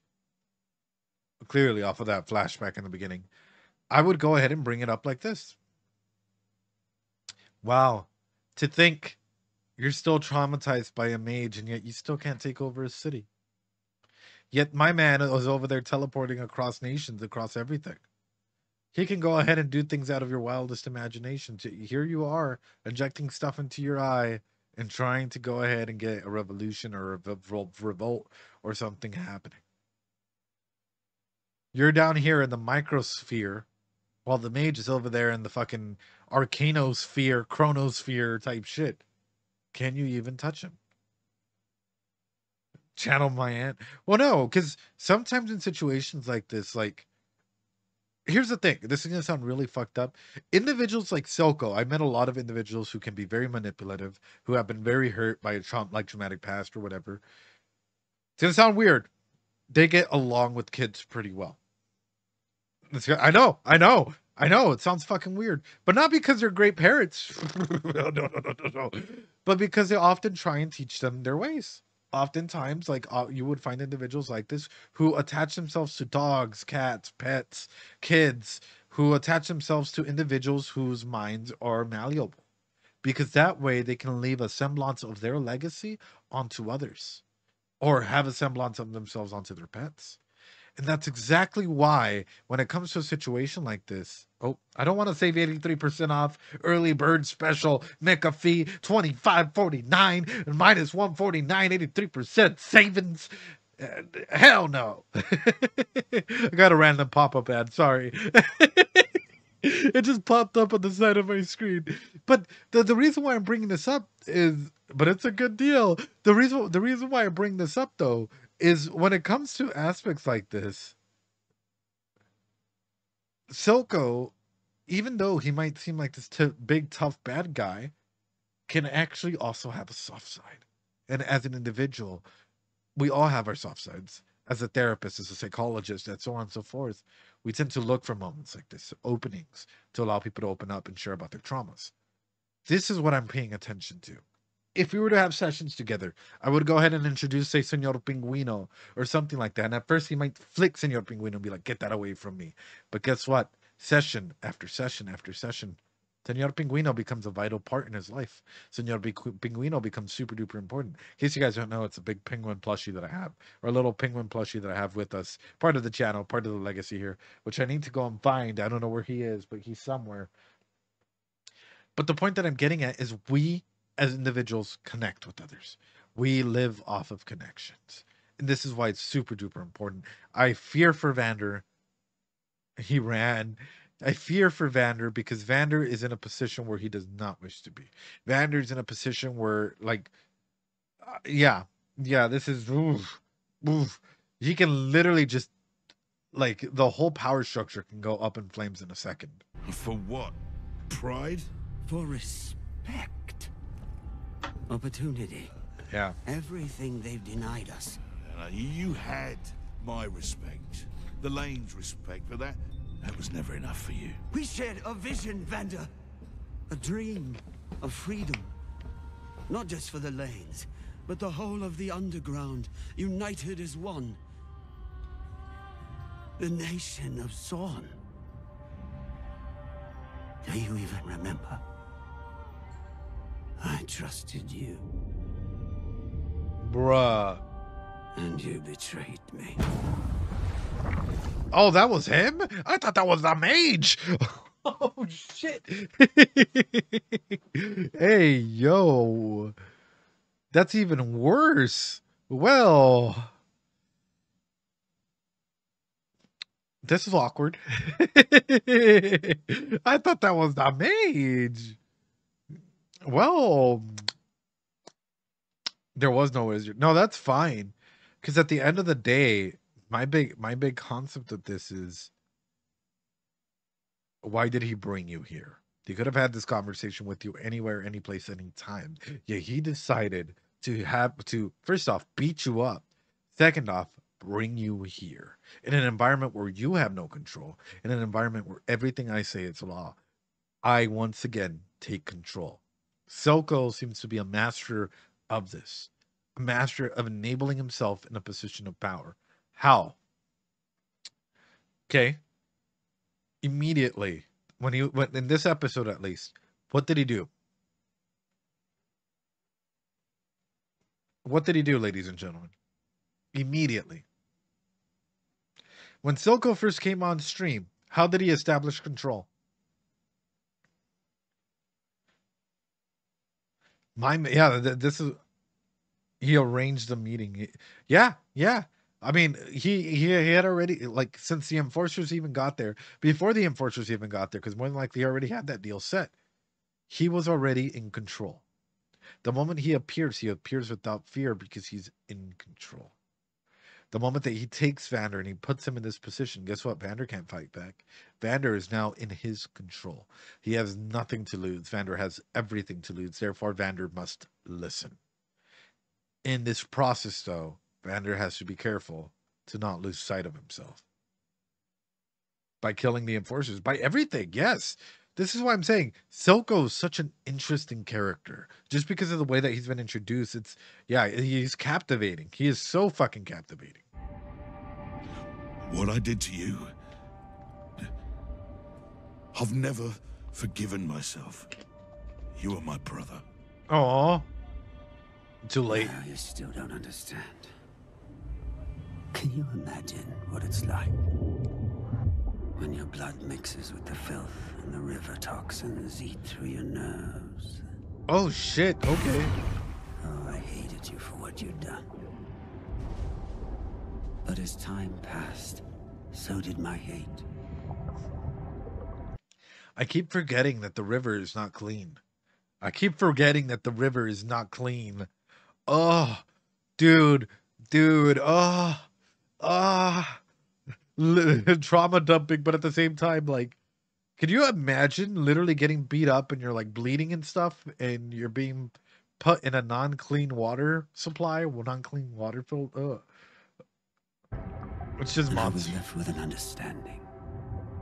The only way to defeat a superior enemy is to stop at nothing, to become what they fear.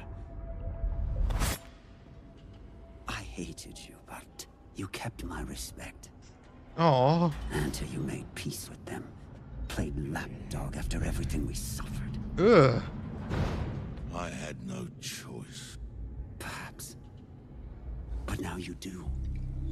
Shimmer, we have the power. We can finally realize our dream. Brother. We or you? In a way, Vander might be honest by calling him brother, but in psychology, we often use this as a pinging tactic, right? Oftentimes, especially in a situation like this, right, in a power down to up situation, you have to try and find anything to relate, because the moment that I can relate to my story with you, or I can go ahead and connect with you, right, or get you to like simply identify with something, becomes a lot harder for you to go through with the torture tactic or something like that. Seeing him call out to him and be like, brother, huh? Like, it becomes a lot easier for Silco to identify with Vander. However, Silco's past that. Silco is probably a man that's broken and a man that wants to break him. Like, this is, yeah. Where's this gonna go? Are we about to see Vander turn into a monster? Are we about to see Vander turn into a monster that he turned Silco into? Vander turned Silco into a monster, maybe accidentally or whatever, right? He didn't know what the intended outcome of his actions was, right? It's a punctuation. True, it is a punctuation, but it's also a form of trying to go ahead and reach out and form this connection. That's what brother is. Whenever we're like, dude, oh yeah, sis, oh, bruh, brother, it's trying to form a sense of connection. It's like if I'm throwing out a rope, every single time I throw out like an identifying term, it's trying to go ahead and throw that out there, you know.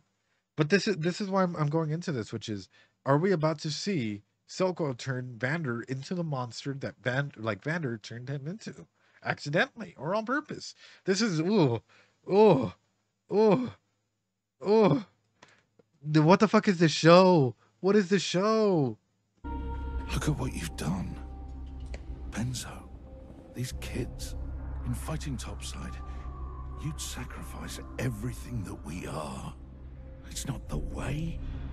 It is not the way, my brother. Kill me if you have to. But please, spare the lanes. You die for the cause, but you won't fight for one. I'm just... In a big way, Silco's right. And I'll ask this of anybody. Silco was right. Silco was right. No, like Silco actually does bring up a good point. Do you? Oh God, Silco did nothing wrong. I am not saying that. I am not saying that. If you stand for nothing, what will you fall for? And by this, I don't just mean Vander, but this is actually a really, really good lesson that Silco's throwing out there. Whether it's reactors, emoji reactors, content reactors, analyzers, whatever you guys want to throw out there. Say that we are watching Arcane, right? And I'm genuinely into this before even the first episode is released on YouTube, right? Because by the time this is out, episode 1 still hasn't come out on YouTube or anything like that. But let's say that episode 1 had come out. Let's just pretend. And let's say that like Puri Bear, some stupid like anime show. I'm not even sure if that's a real show. I'm just throwing it out there, right? Or to come out and it's super duper popular. And I'm over here and we're like, yeah, episode 1 is super duper hype. And then all of a sudden I'm like, replacing Arcane is Puri Bear, you know. Just because of its popularity, you guys would be like, dude, what the fuck happened to Arcane? Like, what about like you trying to go in deep? What about you trying to understand like these semblances? And it's like, oh well, we'll finish it later. We'll do whatever with it later. Am I really being there to try and go ahead and be here with the show, right? And this is aside from the rules that we have for selecting shows, but like, or are we just trying to go ahead and like drop something and pick something up, and then let's say Arcane were to blow up, and like, you know, well, Arcane doesn't blow up, you know, I as a content creator, I'm like, oh, Arcane sucks, blah blah blah blah blah, and then all of a sudden Arcane blows up and there's a lot of popularity. I'm like, wow, Arcane is amazing. I've met a couple of people like that. I'm sure you guys have as well, where they change tune depending on what's happening. But my question is, if you stand for nothing, what will you fall for? Because people get tired of stuff like that. I know I do. And as a leader, seeing someone acquiesce, right, and trying to be a situational leader. In case you guys don't know, you guys can type this up. You guys can type in situational leadership, NCBI. You guys will find hundreds, if not thousands, of papers, psychology papers on situational leadership and why a good leader should be able to go ahead and adapt to different situations present, right? Through that, though, it also defines that stagnation in a situational leader will lead to dissent. And this dissent can often lead to individuals like, you know, essentially coming into can I, won't I situation where are they still a leader or are they just managing? Have they fallen off the situational trend to just being a great man? Oh, Vander is a great man. Therefore, he is a leader. Instead of, hey, you know what? Vander has continuously been here for this community and has led us to try and do something better. Vander has acquiesced. Vander has tried to keep the peace. Vander is a great man. He stood for something in the war. Big difference. Big difference. Anyway. Oof. Sorry, guys. Not that man anymore. I'll show you what you really are. NCBI stands for like the National Center of something.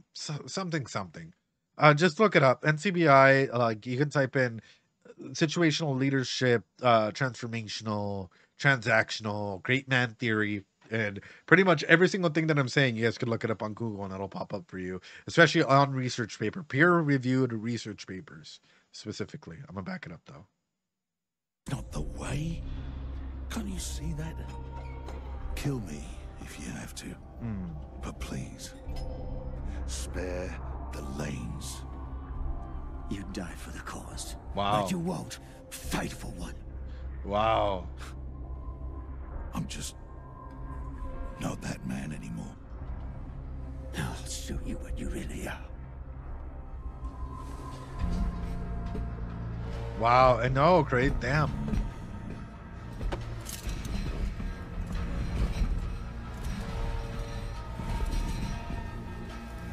No, it's free. Wait a second.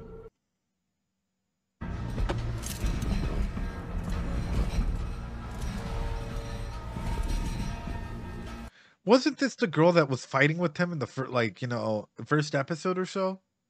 Isn't this the girl? Oh no, dude. Oh, dude, this is what happens. People literally betray you because all of a sudden you're not doing stuff. And in a weird way, she could have been Silco's hand all along. His hands and ears and everything there. Oh, fuck, dude. This is rough. This is rough. Viperia, yo! Do you ever cosplay stuff, Viperia? I'm kind of curious now. Like, have you ever cosplayed any Arcane characters?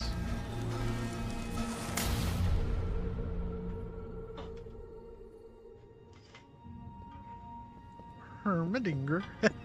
Is there Hermedinger? Oh, sorry. I don't mean to make fun of it. No, I missed it. You've cosplayed Misty and Monica. Dude, we gotta see. Bro, that's amazing.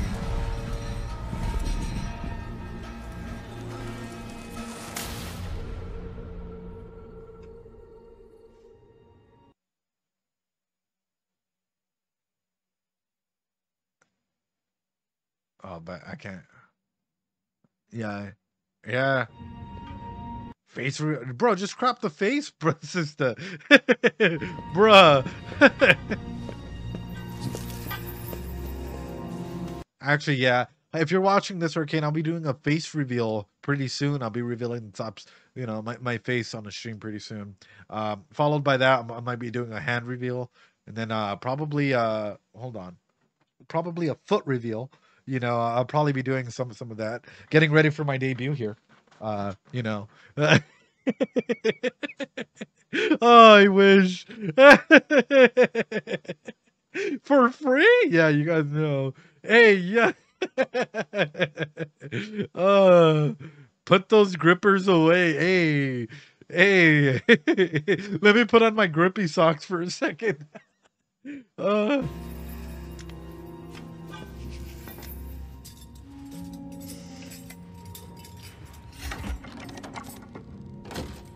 So far, so good.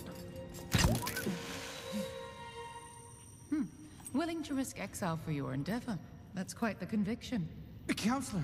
Wait a minute, it's what a into my surprise. bedroom? See you. How could I have... Please. We can prove that it works. You couldn't do so earlier today. How is tonight any different? We figured out how to stabilize it. How's tonight any different? You see, I got the Riz at night. It only activates when the moon is out. Couldn't do it during the day. The sun was out, but at night, the Riz Master is out. The Riz Wolf.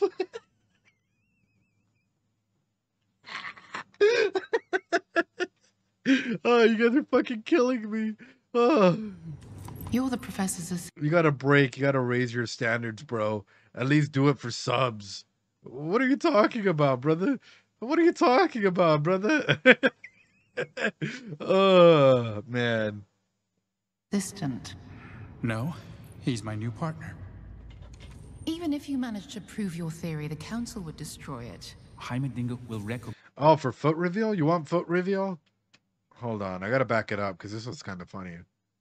I don't mind doing a foot reveal at some point.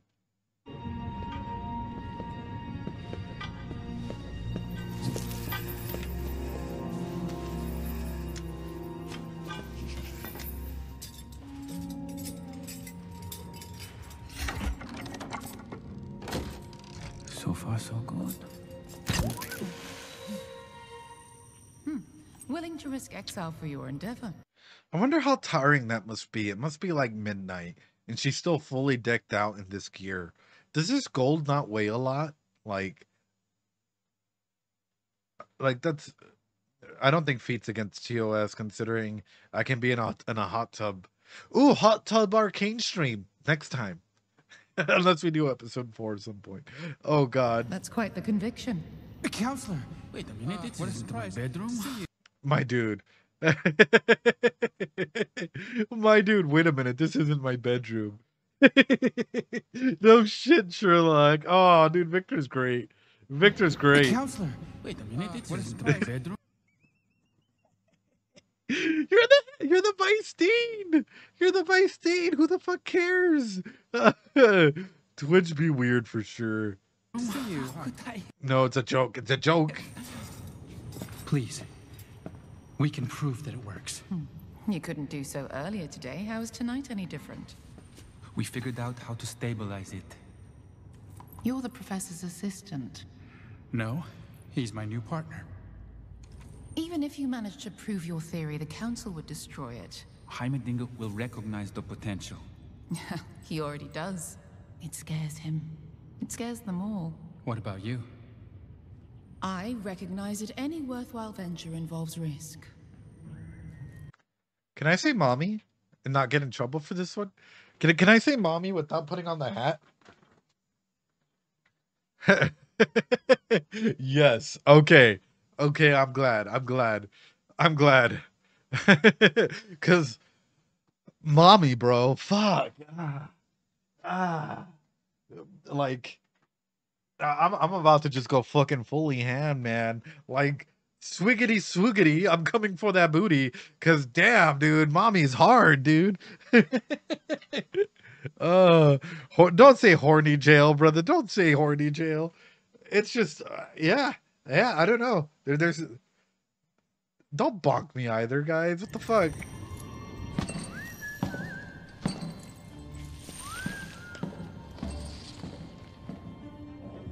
Counselor, this technology, it's real.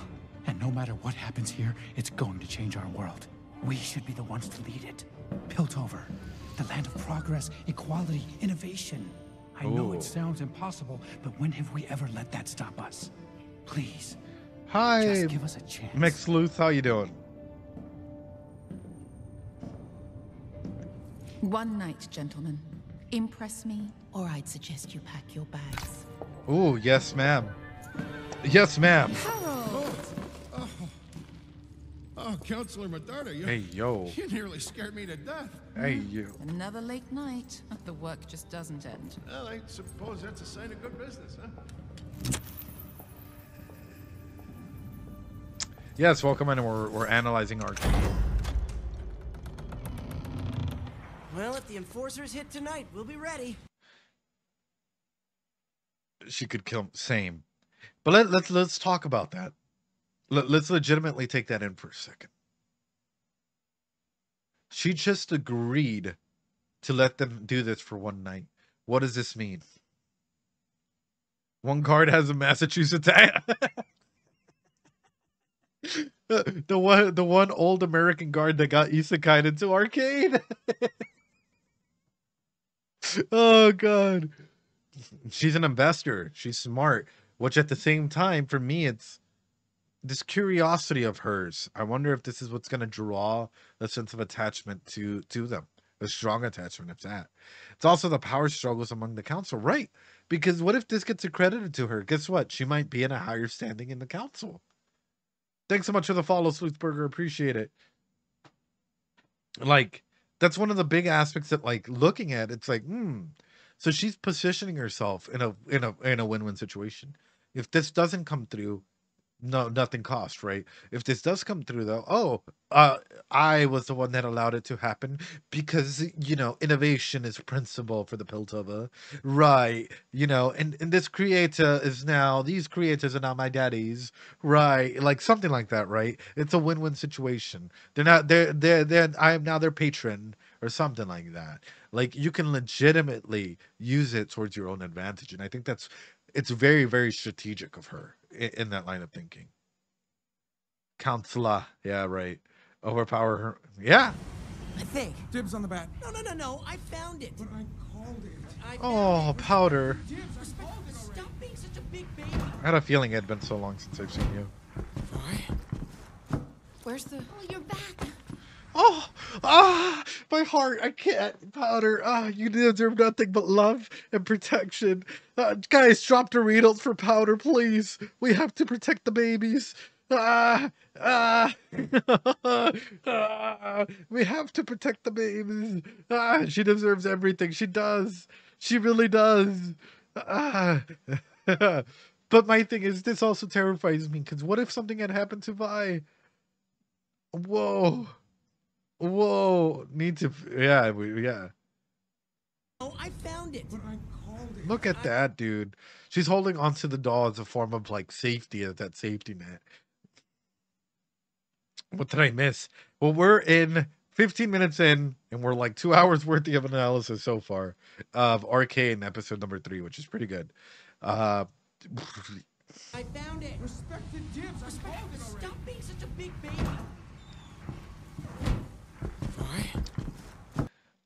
I like the immediacy. They know something's wrong since the moment she opens the door and she walks in. Amazing. Powerful shit. It means you understand and you know your friends. The moment that they walk in, you're able to go ahead and tell whether they're having a good day or a bad day. Solidifies the moment that they've been spending so much time together. Where's the... Oh, you're back. I'm scared, Powder. I'm so scared.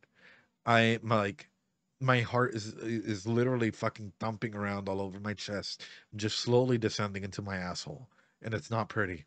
It is not a pretty form of thumping. My anxiety is getting higher and higher the more that I see her anxious attachment towards Vi. Because Vander, when she finds out about Vander, we're looking at someone who's going to go ahead and, at least for Powder, take on another trauma hat. What happens if Vi one day disappears? What does that mean for Powder? Running hug. Yeah, I know. That's why I'm like,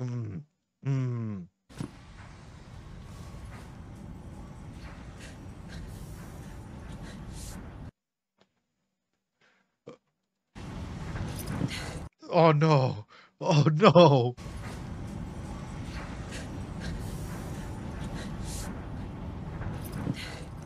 No. Hey, those are Vanders. Slow down. What's going on? Benzo's dead. Dead? They took Vander. Oh. Who took Vander? I don't know, but I need to help him. We're going with you. Whatever killed Benzo was like nothing I've ever seen. It tore him apart. You're not doing this alone, Vi. He's our father, too. Oh. Do you know where they took him? Echo followed them. The old cannery next to the docks. He said...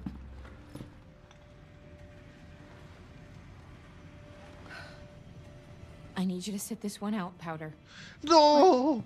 Yes, You're but... not coming. I'm not afraid. It's too dangerous. But if families stick together, you said it yourself. I know what I said. I want to fight. I can help. You're not ready.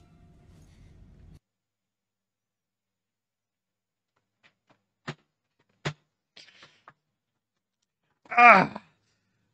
Ah! Ah! Ah! No! Like, I understand, don't get me wrong, she's a child. She has no way of fully conceptualizing aspects like this. But what does this do? You are not worthy. You are not ready. You will never be ready. In a child's mind, aspects like this, especially growing up, if Powder suffers any form of severe trauma going on, I am wondering how close this is going to push her. How close this pushes anyone to a psyche break in this group. I'm not going to lie to you. I am not going to lie to you. Like, I am fucking terrified. I'm sweating. That's how terrified I am as to what this could potentially mean for Powder. Yes, Vi has seen stuff, but at least she's conceptualizing it and she's acting on this, right?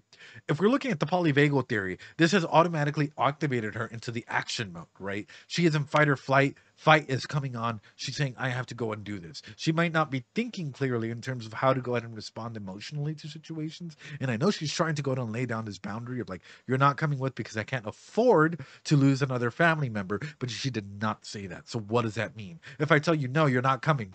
You're not coming with, you have to sit here. You have to wait this. What does that mean to you when you're like, but you said we were family? No, don't matter. You're staying here. Oh. Oh. You're talking about a person all of a sudden starting to feel worthless. Person all of a sudden start to feel a sense of guilt, sense of not being wanted, sense of not being loved. I've had adults who've had childhood trauma similar in this regard, where they had big arguments, big fights with their siblings, where this was reinforced accidentally, maybe even. And as an adult, like that has gone through trauma and even psyche breaks and all of these things, what you start finding is by psyche breaks, it could be psychosis or identity disorders or often aspects like this. What do you find, right? You find them looking back at moments like this through filters. You find them, some individuals with auditory hallucinations, where they have their childlike self telling them one thing, and the adult version of their narrative that they presented for themselves because they need this narrative to be alive, to feel the feel things that they need to feel, on the other side telling them something else. And as an adult in therapy, we're going over this, and it's like, so what side is you? You have your voice, you have, you know, your childlike voice telling you stuff, you have the narrative that you want to fit into this life, and you even have the different attachments inside of your head that often you're trying to go ahead and like navigate and stuff. And it can be a lot. It can be a lot. And this is why I'm saying your words matter. The way you phrase things counts. Yeah, exactly. Exactly. So I'm looking at this, and what Vi just said can be a huge triggering point, especially if there's any old, like any trauma that comorbids itself with it, right?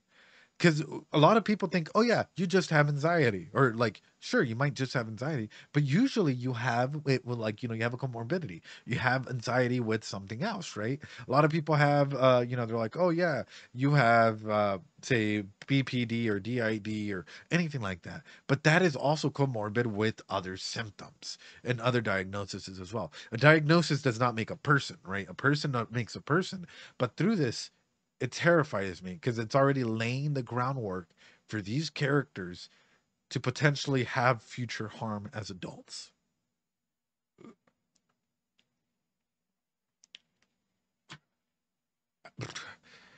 I'm flabbergasted. I am legit fucking flabbergasted here, guys. Let's back it up. Look at Powder's emotional intelligence here. Hey, those are Vanders. Slow down. What's going on? I love the way that Powder is, well, these are in the foreground, right? Powder's in the background taking everything in. It's as though, like, if she had a camera, she would get these three only. Benzo's dead. Zoom in on her face. Zoom. Dead? They took Vander. Who took Vander? I don't know, but I need to help him. We're going with you. Whatever killed Benzo was like nothing I've Look at her. She automatically sees things. ever seen. She's automatically noticing all the body language that's happening here. She's contextualizing that in her head. And again, if we look at Erickson's developmental theories, this comes through with, am I a good girl? Am I a bad girl? Do I belong here? Don't I belong? Am I truly worthless? How can I be worth something? How can I make Vi happy? How can I... It's a little kid mentality. What can I do to be good? What can I do to keep my family? Oof. Oof. Hyper awareness. Yeah, which comes from trauma. It tore him apart. You're not doing this alone, Vi. He's our father, too. Do we know where they took him? Echo followed them. The old cannery next to the docks. He said...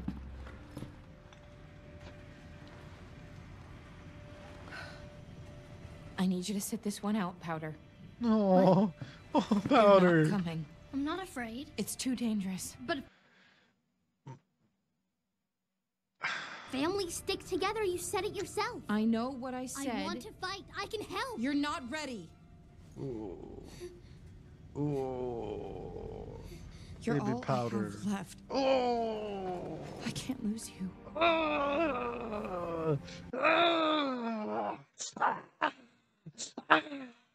The tear coming down Powder's face as well.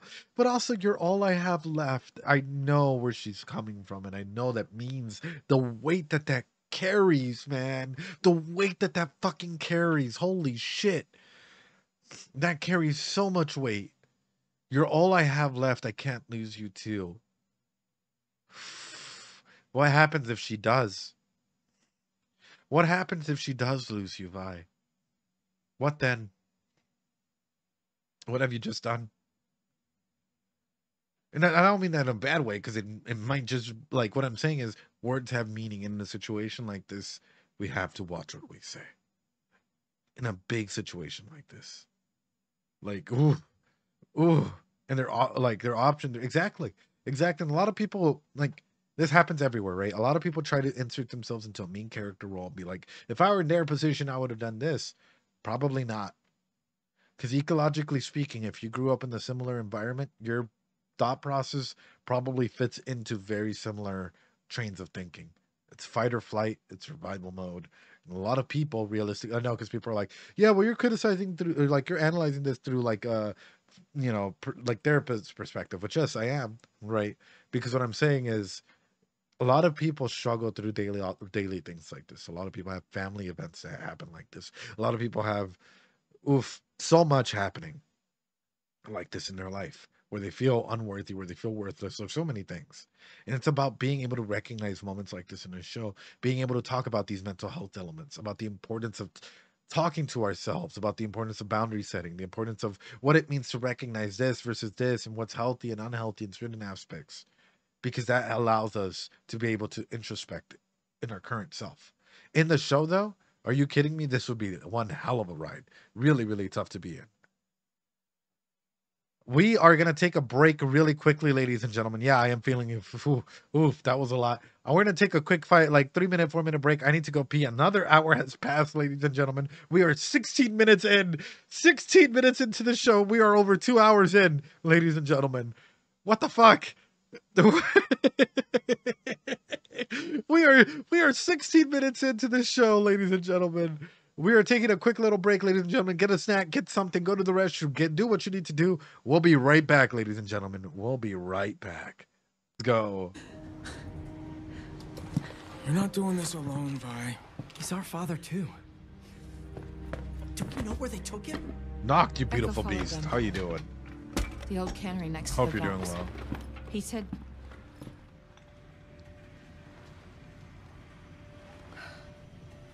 I need you to sit this one out, Powder. What? You're not coming. I'm not afraid. It's too dangerous. But families stick together. You said it yourself. I know what I said. I want to fight. I can help. You're not ready. Such a big moment. I have to stop and talk about that. How have you felt whenever someone's told you that? How do you usually react when someone tells you that? You're not ready, Kraith. You're not ready. You know, sorry guys, you're not ready. You're not ready. How do you guys usually feel when someone tells you that? I'll be honest, it's challenging. Rebellious. You're not ready yet. Somehow I feel like I'm not ready. I'm not gonna lie. I'm kind of scared. Like, we had a little bit of a break, right? Because I hope for YouTube this all gets edited down. We had a little bit of a break. I still feel anxious. It's rare. It is rare for a show to make me anxious. And this show's making me anxious. Like, that, if that's not saying how good writing and how good of a show this is, I don't know what the fuck is. It is really rare for a show to make me feel anxious, right? Because usually I have most characters figured out where it's going through. And right now, just based off the dynamics being shown, I am feeling anxious. I am feeling very anxious for Powder. This is the first time I've ever seen this knocked. Yeah, I'm like, of course I've heard of like League of Legends, and you know, when this show came out, everyone was like, oh, Arcane.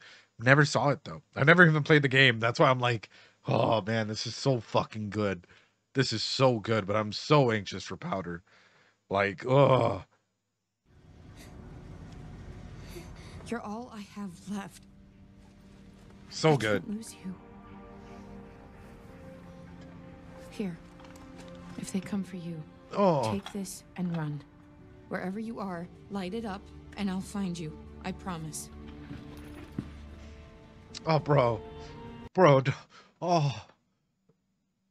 Why do I get a feeling of like Powder being alone as a kid and no one's around her, and she's like lighted it up and it runs out and no one's there for her? Oh, I'm thinking of ways to destroy myself, please. I'm thinking of ways to destroy myself.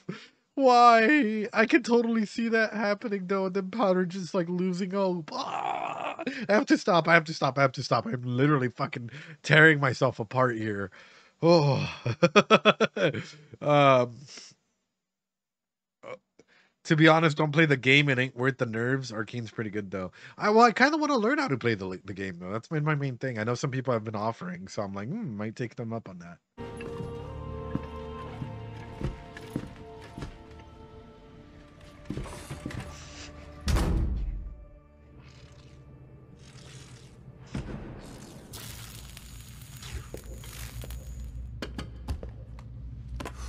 It's all here.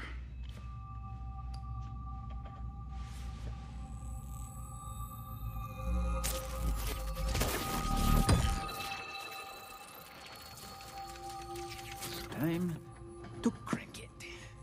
Are you sure you know what you're doing? Bruh.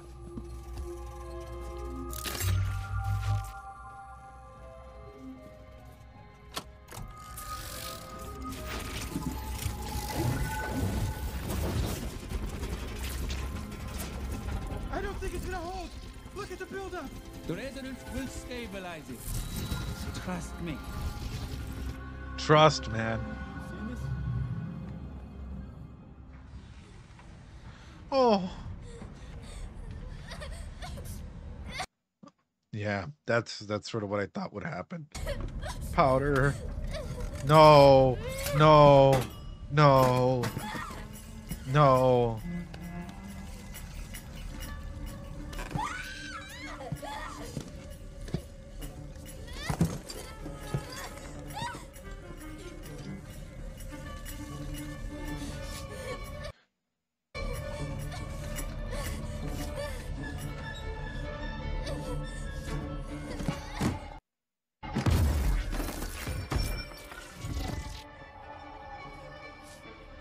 In a big way, here's the thing. It's not just a tantrum. That is not just a tantrum. A lot of people will look at a moment like this, right? A lot of people would look at a moment like this and be like, she's freaking out. Have you guys ever had an internal pain? An internal pain where it comes out of you, where you're like, everything that you're trying to break, the stigma that's in around you, right? The trauma that's been holding you down is now solidifying by people saying, we can't, like, we love you, but you can't be near us. You don't know where dad is. Your sister's gone off and, you know, with the others, and they've told you to stay put because in your mind, as they're off, you're trouble. Every single time you're around them, you bring them nothing but misfortune. All of this anxiety, all of this stress, this is leading up to not just an anxiety attack, not just a panic attack, but probably a psyche break if we're not careful. Probably a psyche break if we're not careful. What is terrifying me? Well, not exactly that, but a pain so huge it can. Yeah, well, exactly. But like, here's what scares me about this, right?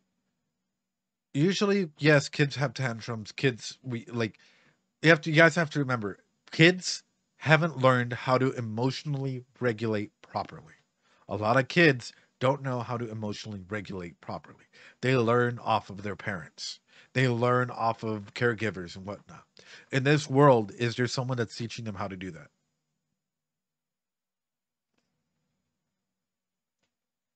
No, not that I've seen. They learn off of one another. Hold on, let me blow my nose real quick.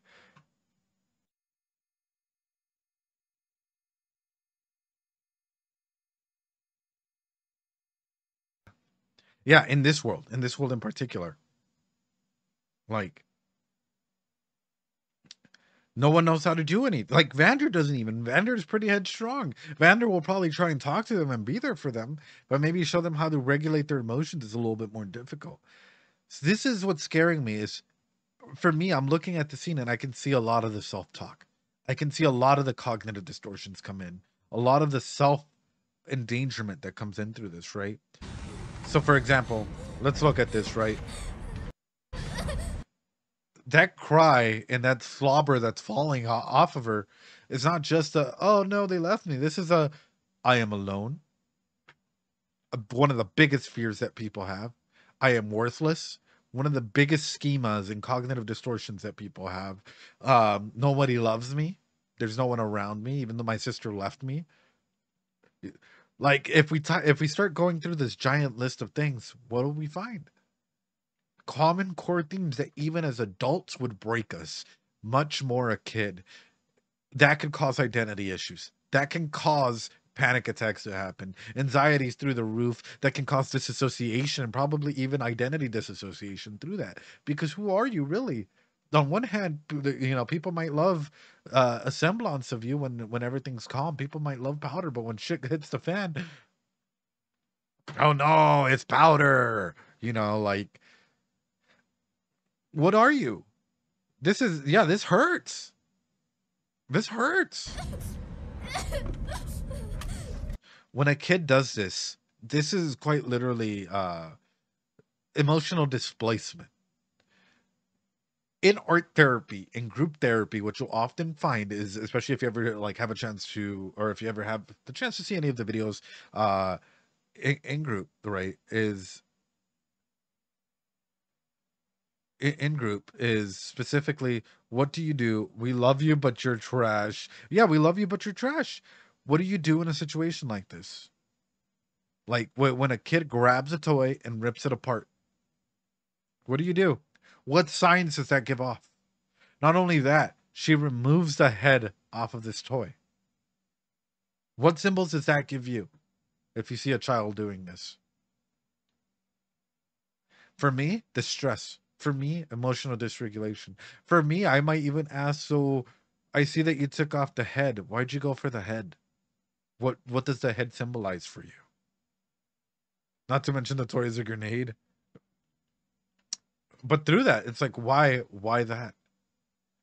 If you were alone in this world, do you feel like living in it? Or, and so many more questions come into play here. Like, powder.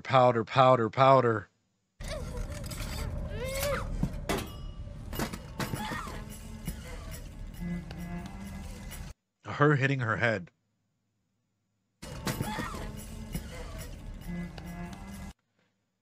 This little sign right here, that internal frustration, that frustration that you're seeing built up. I'm terrified. I am fucking terrified.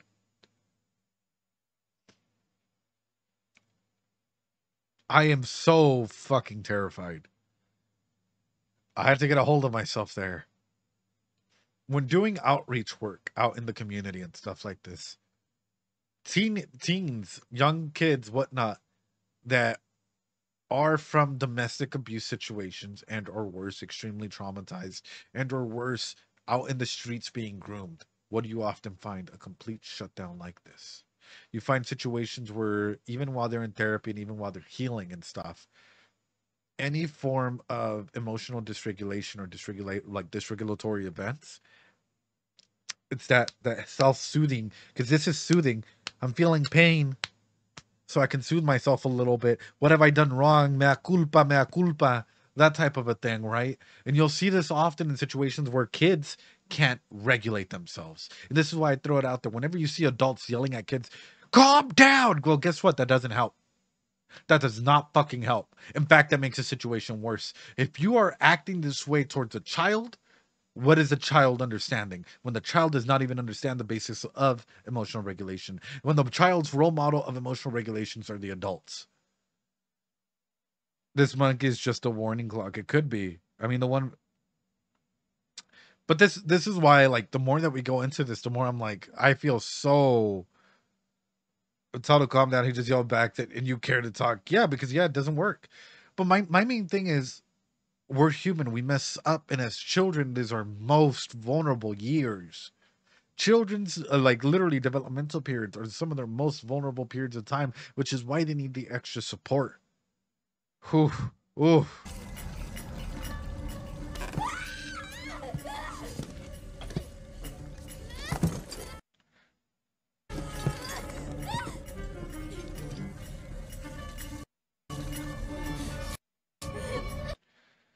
I love how for a portion there, for a small portion, it felt like somebody else. It feels like a monster coming out.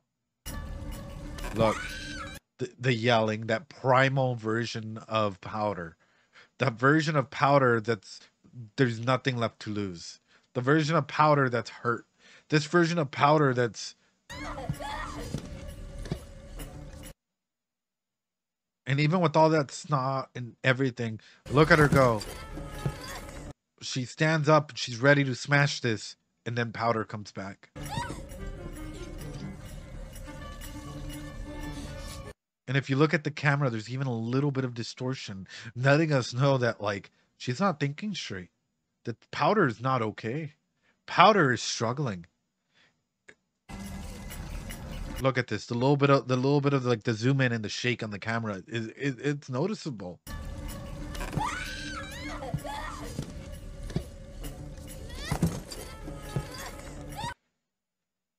For me, like, this is destroying me, and I hate to be stopping every so often and talking about it, but what's destroyed me about this is there's so many kids out there who all they need is a good role model figure, a good support structure, a steady and stable support structure. I've had kids similar to this where they just explode up in emotions and dysregulation and so on and so forth. And it hurts. It hurts as a therapist, as a case manager, a counselor, a psychologist, if you're ever a part of like a direct support staff, to hear kids say, "Oh, I wish you guys were my family." I've had kids, you know, especially in like some of the groups, be like, "I wish you were my dad, because you're nice, because you listen, because you care." And you know, because even when they try and throw stuff and snap stuff and, you know, emotionally, like emotionally dysregulate, I'm not yelling at them. I'm not like, you know, spanking them or doing anything like that. We talk about it. We sit down. We're like, okay, was that appropriate? How'd you feel? So on and so forth. And we're able to go on through that, right? And they're able to go and regulate and become much better along the way. But it hurts hearing something like that, right? Over 2 hours for the rest of it, and I won't be able to watch it. Oh, GG. How those poor children must be treated at home in their ecology in general. And that's the aspect that I'm bringing out there, is like, we never know what children are going through and what everyone's going through. This is why empathy is so fucking huge. And for Powder, man, my heart is breaking. It is. Oof.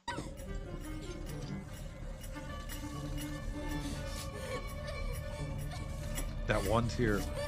Look, Monkey's slowing down. That rage, internal primal rage, is slowing down. She's coming in. Is it from ventral to dorsal or something? One of the polyvagal stages back down. And look, Powder's back. She went from Powder to primal to Powder. That primal rage cry aspect out there. That's oof.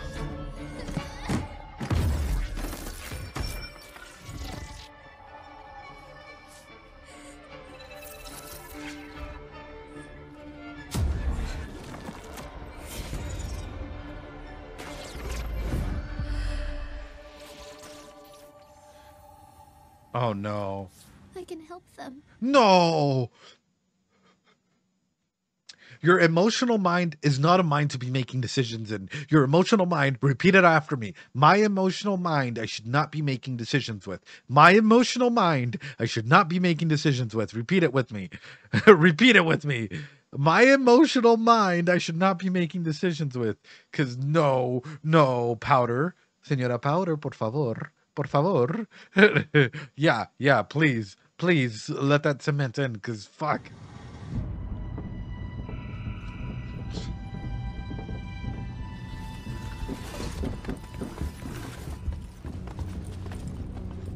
Let's get Vander and get out.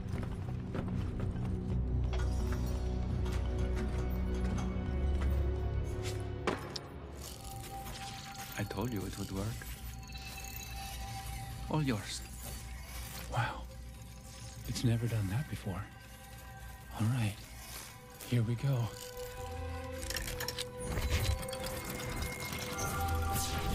Oh, this is so...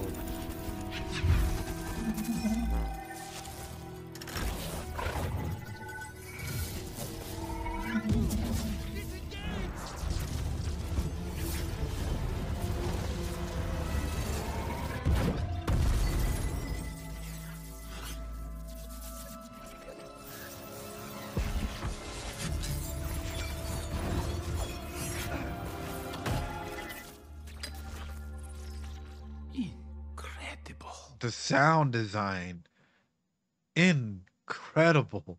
The sound design, fucking incredible. Holy shit. Like, that's just, oh, dude, I could fucking feel the vibrations in my ears, man. These new headphones, I just felt it going like just swirling around. Holy bananas. Like, what the fuck? Yeah, yo. Like, ooh. But also, that moment where something works even for just a second is amazing. Like, oh.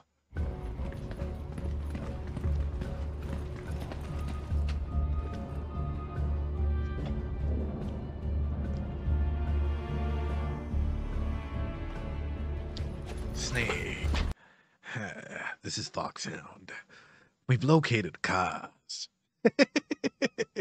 Oh, I would be terrified, but also not seeing a lot of people in this environment terrifies me. Because that means that he is set up to be rescued. So what happened to Vander? What happened to all the guards and the blacksmith and all of this? Unless they're down there and I'm just...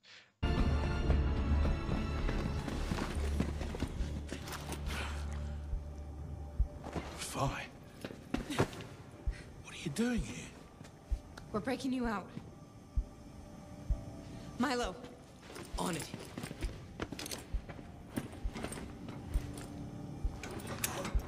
How did you get in? Oh, there's guards everywhere. Okay. It was easy. We found an open window and... Oh, God. It's a trap. It's a trap. It's a trap. You've just been ocelotted. You're pretty good. It's a trap. Oh, no. You have to get out. Now. Welcome.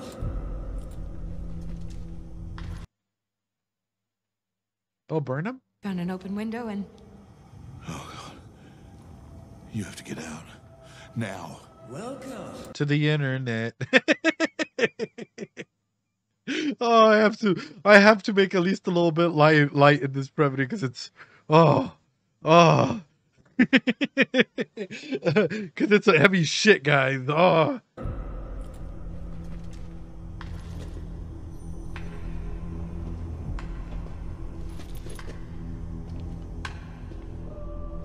Oh, dude, his weight. Congratulations. But I'm afraid this will be a very short reunion. A year's start. Have you heard the rumor? Vander the coward fled But town the with his law. children.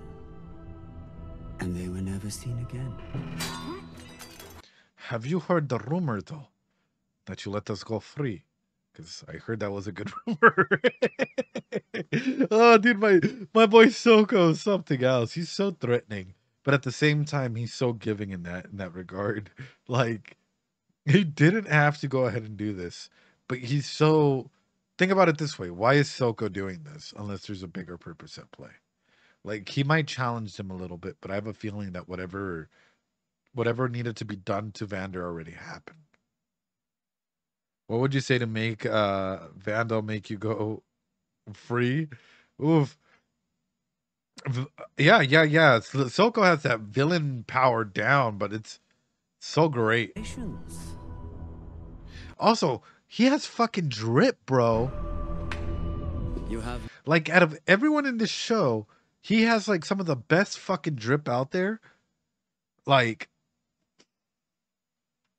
I'm just saying, my boy knows how to dress. He has that red shirt with, like, you know, the cuffs all the way up, right? A little bracelet or something to make himself stand out, right? A little, I guess, a little fluffy pattern up here. Like, Silco has drip. And he knows how to fucking, like, work it. Like, My congratulations. But I'm afraid this will be a very short reunion. Have you heard the rumor? Vander the coward fled town with his children. And they were never seen again. Clagger, see if you can find another way out of here. Okay. You don't have to do this. Yes, I do. Vi! Vi, please. Powder, powder, powder. No, señorita Powder, por favor. Te lo pido, no. Oh no. Dude, I'm seeing her just, oof.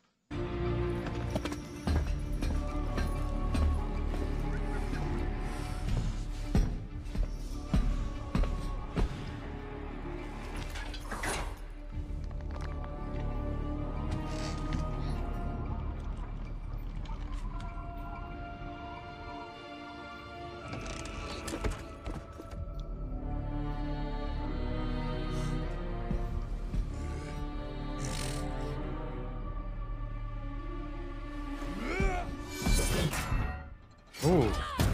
Ooh. Ugh. Ugh. Ah.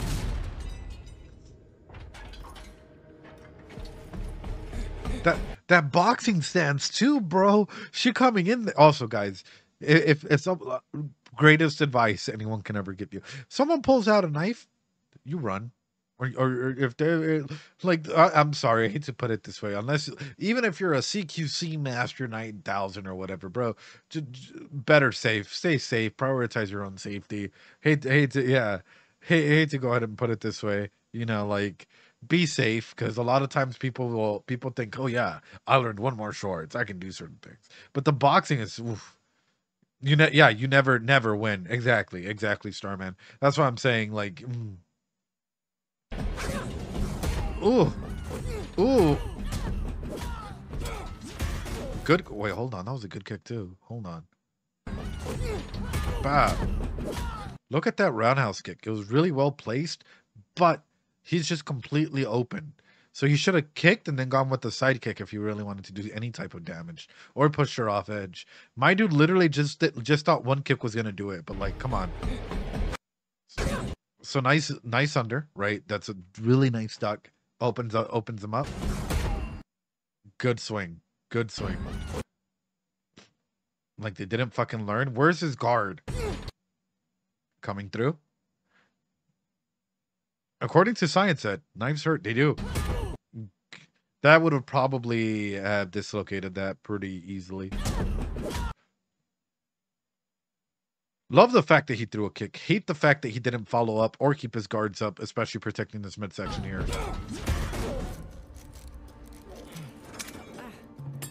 Real.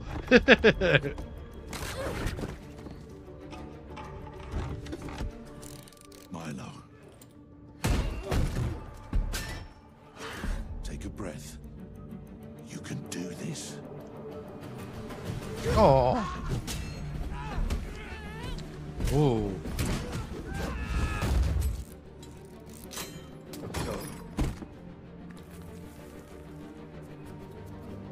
We're gonna get you out.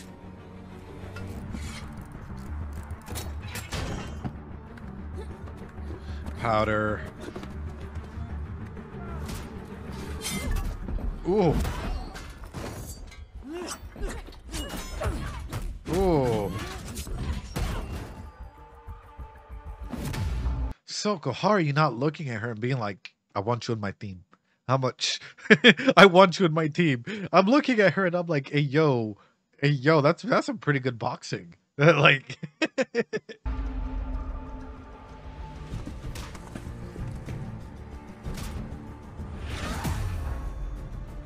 ready to rise to the surface.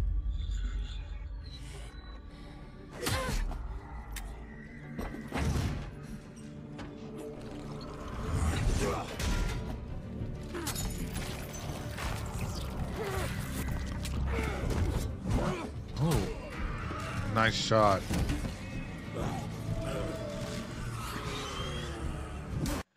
My thing with this though is all of these injections and stuff that they're taking, what type of an impact does that have on your like neurobiology specifically, especially increasing your body like that? Don't get me wrong, I know that there's a lot of bodybuilders and stuff out there that aren't natural, of course, right? But like if you were to switch like that, what does that do to you? Because for me, what I'm thinking is immediately, I for some reason I'm thinking that the heart enlarges, and by the time you try and bring it down, could equal death.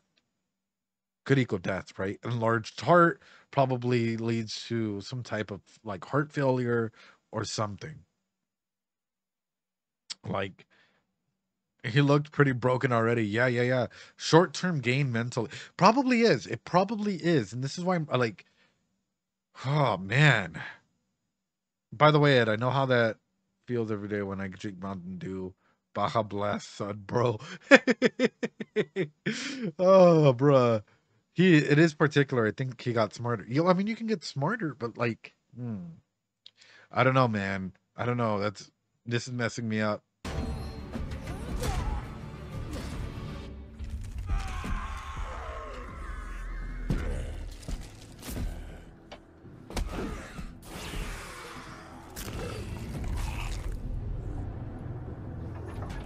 Milo, hurry. Bye.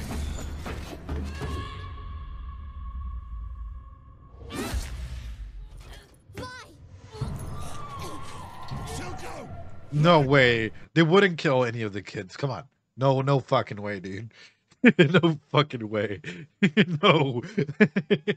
Right. No way. This is between you and me. You had your chance.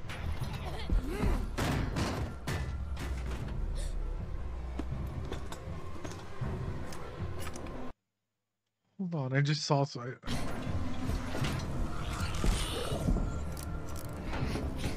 And me. You had your chance.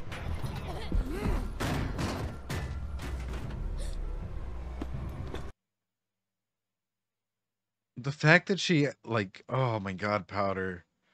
Me asustas. Me estoy bien asustado.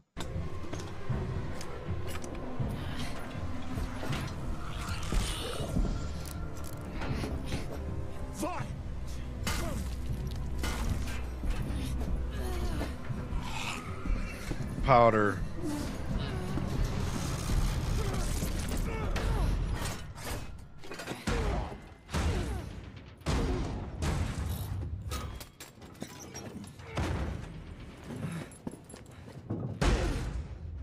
You did good. Oh, he pissed. He pissed, little man. Oh, he's so pissed. Oh, look at his eyes. Look at his eyes. No. Oh, God. Okay, let's talk about this for a second, shall we? Daddy Hermerdinger, right? Anguilo doggo. So, holy shit, guys. That's so much to even break down. The tension of that dynamics. Who are you fighting for?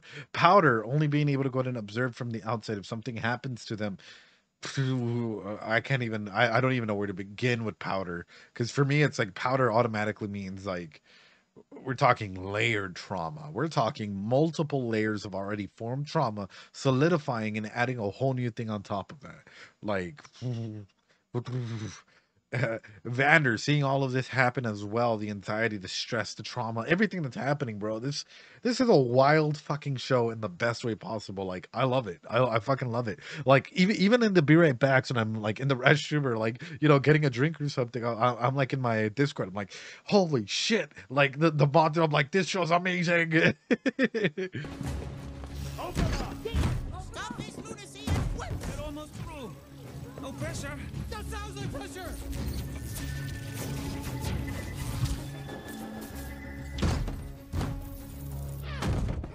Open it.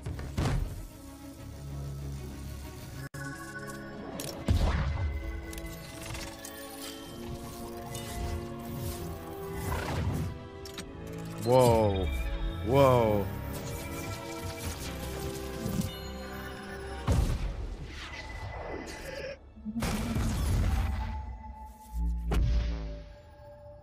Whoa. Whoa.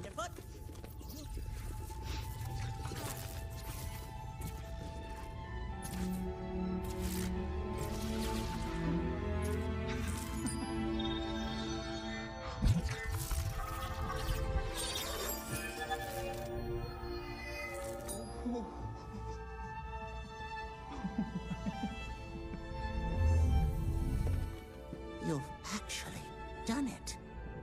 Just because it can be done doesn't mean... Will you please stop hovering? I'm not sure how to do that, sir. Victor! Oh, Victor! I'm not sure how to do that, sir. Victor is like the epitome of love. I love Victor, dude. Victor's like, yeah, best boy, dude. Oh my god. He's just very straight up about it. Oh, but no, through that, realistically speaking, something that's coming to mind with this is, okay, say that now that you have this, as long as society doesn't like become dependent on this stuff, I think we'll be good. I think we'll be good. I hope we'll be good. I know we were talking about technology and opening quite literally like 3 hours ago. And we were talking about like how societies can become very dependent in technology nowadays, right? And even certain standards, right? Whether it's graphic standards, like video standards, or music, like voice standards, or whatever. Ed, when has this ever happened? What are you talking about? What are you talking about, brother? Hextech time. But it is an instance like this that all of a sudden, because this happens, if society becomes too dependent on it, what happens the moment that it's no longer there? The moment that it gets siphoned out for whatever reason, whether it's the internet with us, or imagine this, all of a sudden, all banks completely failed. Like for some reason, they can't access the code or whatever to get money out. What does that do to you? What does that do to the entire ecosystem? Or all trains stop working, all buses or whatever, right? It can be a lot. This is not what Piltover's future looks like, my dear boys. That's for the council to decide. Perhaps it's time for the era of magic. Hextech. For the era of Hextech. The era of Hextech, let's go! You get a hell yeah. Hell yeah. you get a Poppy Ed the Wizards, hell yeah.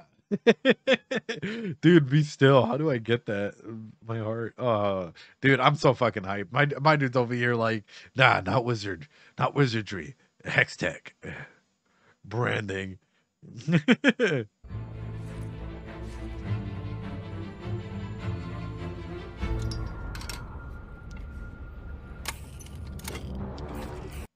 Oh, a much meaner looking monkey.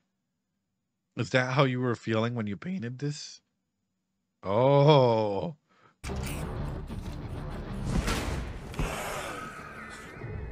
You have to work for me, okay? Oh.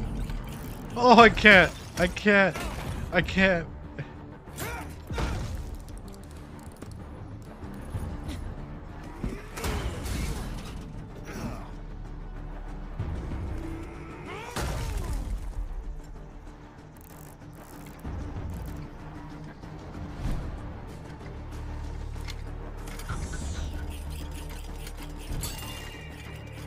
Oh no, that is so smart. It's smacking the actual, like, it's smacking the thing, which is gonna make it explode. That is so fucking smart, but at the same time, what if it just exploded off of the first smack there? Like, hey, yo.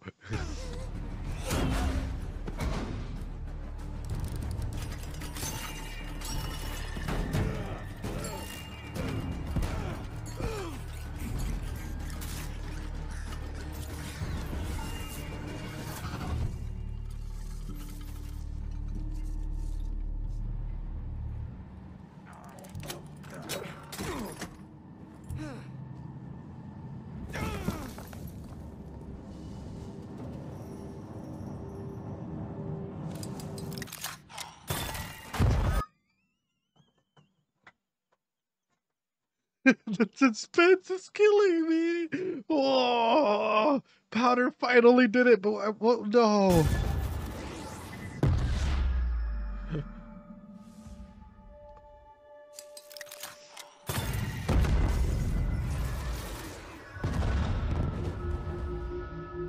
Bruh.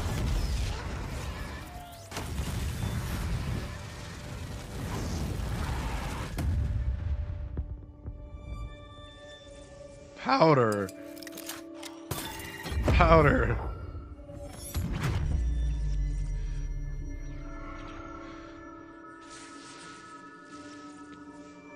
What? No.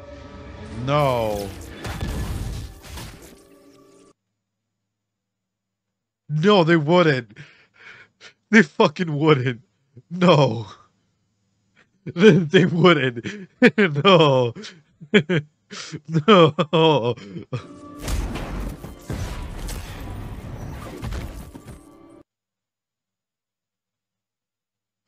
They wouldn't.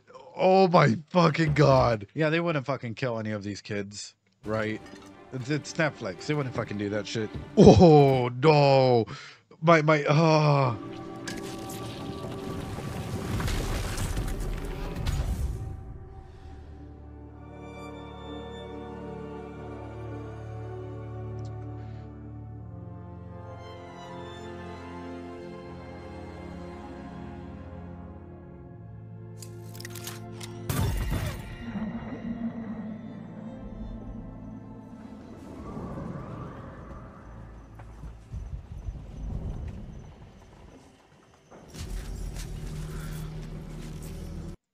Do you know what this is going to do to her? If those kids are dead, do you know what this is going to do to Powder? We already have someone that was on the verge of a psyche break. Someone that it literally her anxiety was through the roof, right? Her soothing part was literally through displacement, through hitting herself. Her like all of this, all of a sudden, guess what? Dealing with the concept of death caused by you, the survivor's guilt that's going to come out of this, the amount of personal guilt that's going to come out of this. You are going to look at yourself like you are a monster, and that is going to solidify itself by literally everyone else around her. If Vi, and Vander get out of there or whatever, are they going to look at Powder the same? Or are they going to go ahead and be like, this is your fault? You're the one that, like, whenever you're around, everything messes up, right? And like, you literally, like, Powder, whenever you're around, stuff gets jinxed, and that's not cool. And like, through all of this, if we're taking a good look, a good perspective in this, what does that do? It solidifies all of that trauma, all of those moments. All of a sudden, all of these hats that we were talking about earlier, all of these hats that we were talking about earlier, where it's like, oh yeah, but am I a good girl or not? Gets ripped. Am I this or not? Gets ripped and ripped and ripped. Are they on the right way? Oh no, they're not. They're not. It's fine though. Gets ripped. I'll fix it right now. So every single role starts getting displaced and starts getting fucked up in some way, shape, or form. What does that do to a person? Guess what? The anthropomorphication can get worse. If all of a sudden this structure of support that you have established as a form of safety, as a form of understanding yourself and your environment, is something that's supposed to be there for your own good, right? And you've done it at least to cope with the environment, gets shut down and all that trauma gets solidified.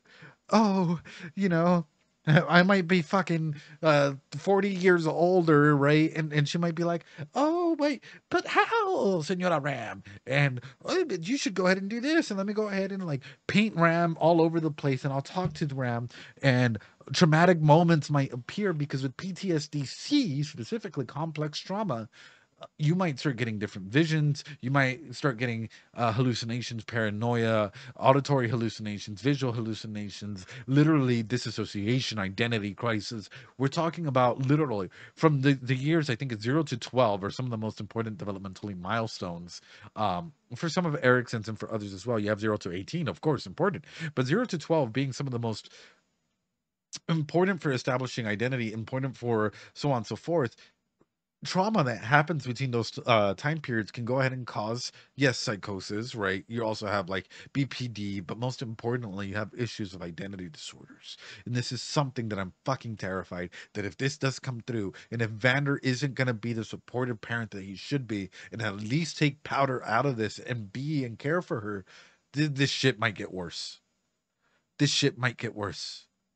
What is that Pokemon? Wait, what Pokemon? What Pokemon? Pokemon beer. Hope you guys. Holy shit, guys! I'm flabbergasted. I am fucking flabbergasted at this show. Arcanine during Arcane. Fucking like it was reading it. Oh, but it also comes down to V. It's not just Powder. Let's flip the perspective. I know I'm focusing on Powder because Powder is my favorite character. I'm not gonna lie to you. Powder is a character that I'm empathizing with heavily because I see a lot of amazing potential and capabilities in Powder, but I also see a lot of like, ugh. But with Vi or V or whatever, let's put it this way: what happens after this? She has two options: fight or flight. She can either fight to maintain this family, or she can fly and get away, try and get away. Whether that's through the purpose of like, you know, like trying to V for shirt, yeah, Vi for Violet. Okay, Vi for Violet. There you go. So she might try and go ahead and like, you know, excuse herself from the situation, or may try and find some sort of self-isolation as a form to heal, maybe knowingly or unknowingly. She might try 101 other aspects, but there's two roads for her: the rope or the stick. Will she throw out the rope to Powder and say, hey, I love you, you're my sister, it's fine, we can get through this? Or will she get the stick and say, I don't know you anymore, this happened because of you, and worsen things? Their parents had a good naming sense. Oh God. Powder's full of a gay name is Gunpowder. Can you guys believe we're fucking we're like 3 hours in. This show's fuck.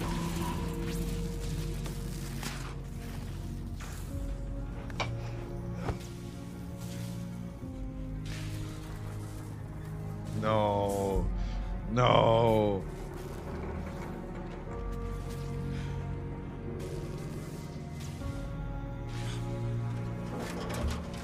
And it didn't do nothing to Monster Man. Holy sh...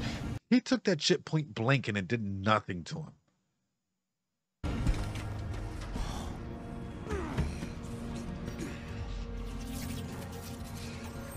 Kill them.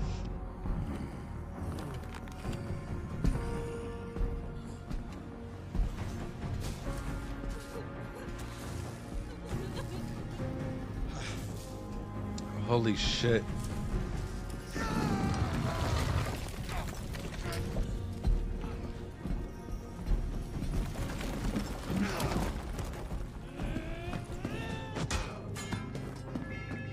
Oh. Oh. Oh. Vander.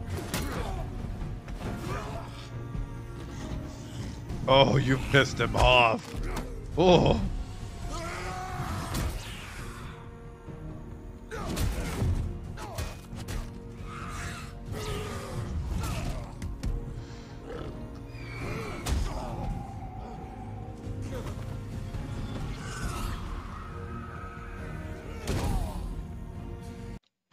What is this hurts, man.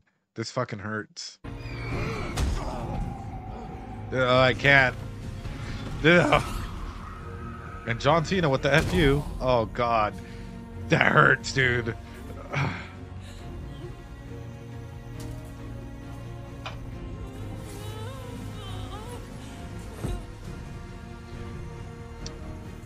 Vi, no, Vi, no.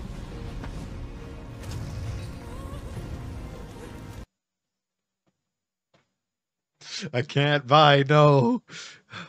Vi, no. Oh, I can't. I don't want to fucking cry. Vi. Imagine turning around and seeing the creation of the one person you told to stay home, and literally your sibling's dead. Literally your fucking sibling's dead, dude. Imagine fucking turning around, right, and your arm is fucked. And you're over here and you're like, what just happened? You just exploded and whatnot. And you turn around and the one person who was supposed to stay home, and you find her creation there and your siblings are dead. And the person you call dad is out there fighting for his fucking life and about to get destroyed. And you're trapped under there and your arm's messed up. Oh, dude, Oh fuck. And they already had a way out, yeah.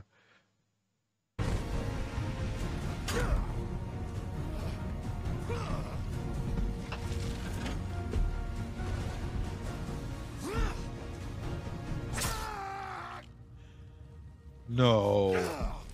No. Silco.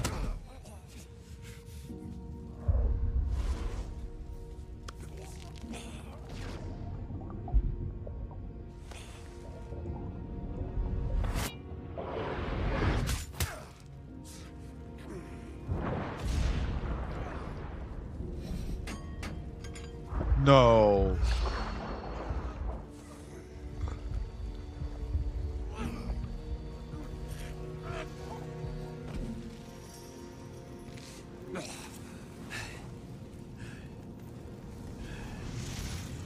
What the? You still had it in you.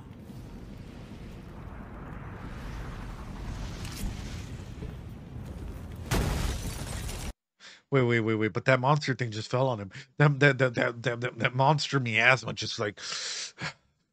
I'm just throwing Hail Marys, man. I just want him to be okay. Like, this show has made me fucking emotional about Vander. What the fuck? I can't, dude. I can't. You said this would be a happy show. I'm fucking tearing up. I can't. I can't, dude. I'm fucking coping. I'm coping so hard. I'm wishing for something to happen, dude. Oh, this is... Oh. I said we would be happy. Fuck you guys. I'm fucking tearing up, though. That's not okay. I can't. I really fucking can't. I'm like... Fuck you guys. Why would you believe anything? Nobody in the history has ever said that. Don't get. What are you talking about, Nick Bear? You guys said, "Oh yeah, watch Arcane. It's a good show. It's about League of Legends. It's a happy show." Fuck you guys. You guys pulled that once with Oshinoko. I thought League of Legends. Yeah, same show. Good shit. Good does not equal happy. Oh.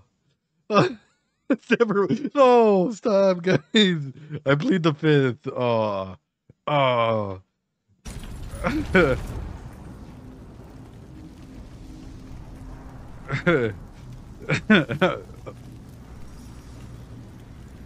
Find the girl.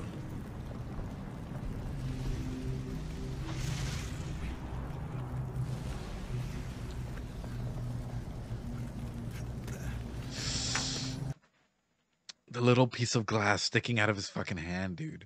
The little piece of glass.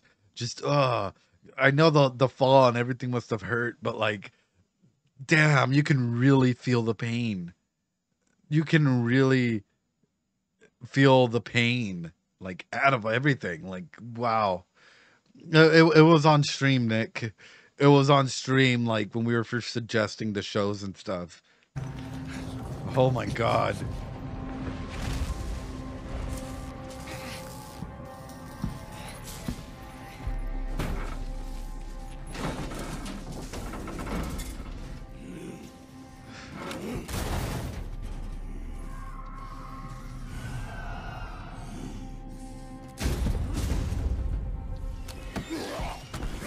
Oh shit.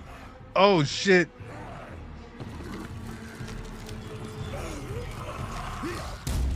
Hey yo.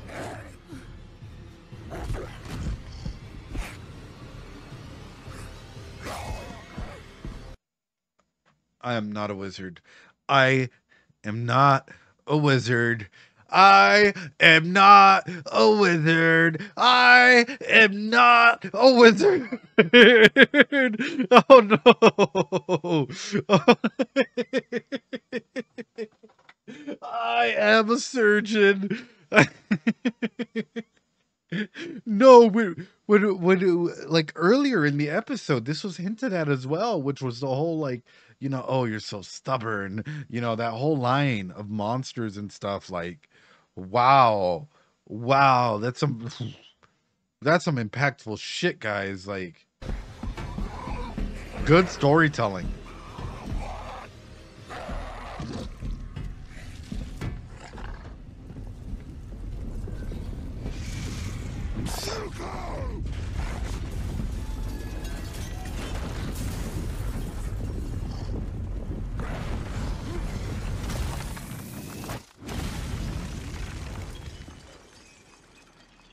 Wow. Is Powder okay? She just fell like 3 fucking floors. I'm like, yeah, I know this is all going on, but like, Powder good? Like, now we have Daddy Hulk, Vander. Vander.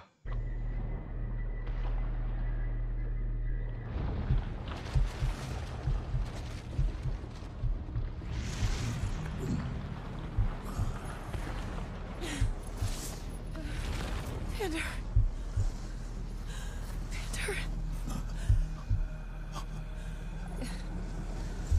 Take care of Powder. Oh. No way.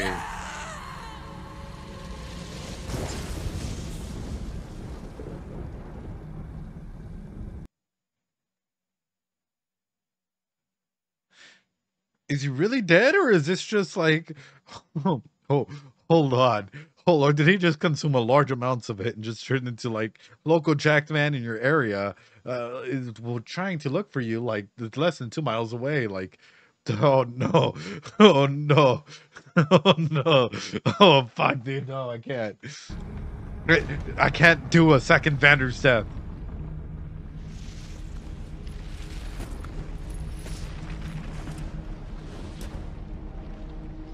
I can't fucking do this, dude. Powder! What? Did you see me? My monkey bomb finally Powder, powder, powder, powder, powder, powder, powder, powder, powder, no. worked. You did this? Powder. Why? Why did you do this? I did. Oh no. Saving you. Oh no. Oh no. Oh no.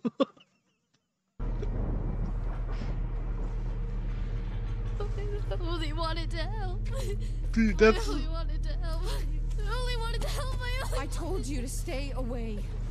Please. I told you to stay away. No.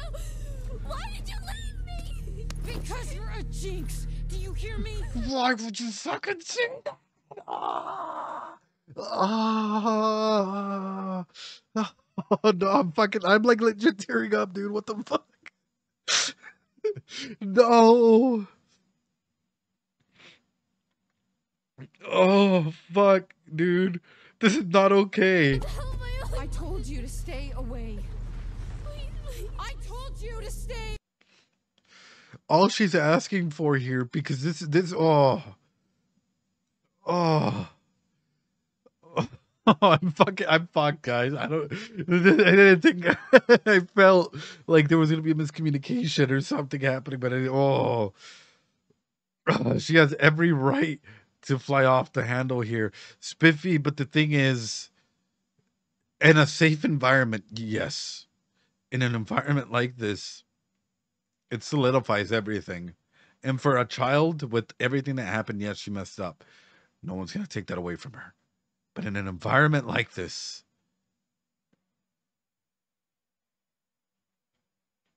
I know Vi is a child as well. Don't get me wrong. I know Vi is a fucking child as well. Considering there's still danger and whatnot out there.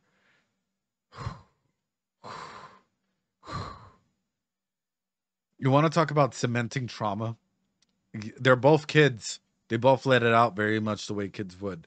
But if an adult does this, man, this is how you cement fucking trauma. I only wanted to help.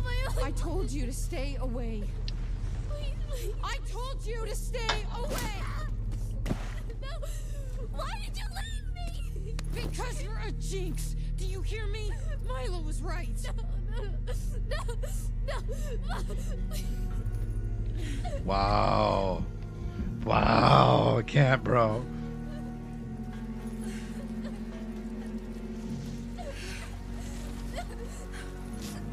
Violet, please. And she's begging for some type of security.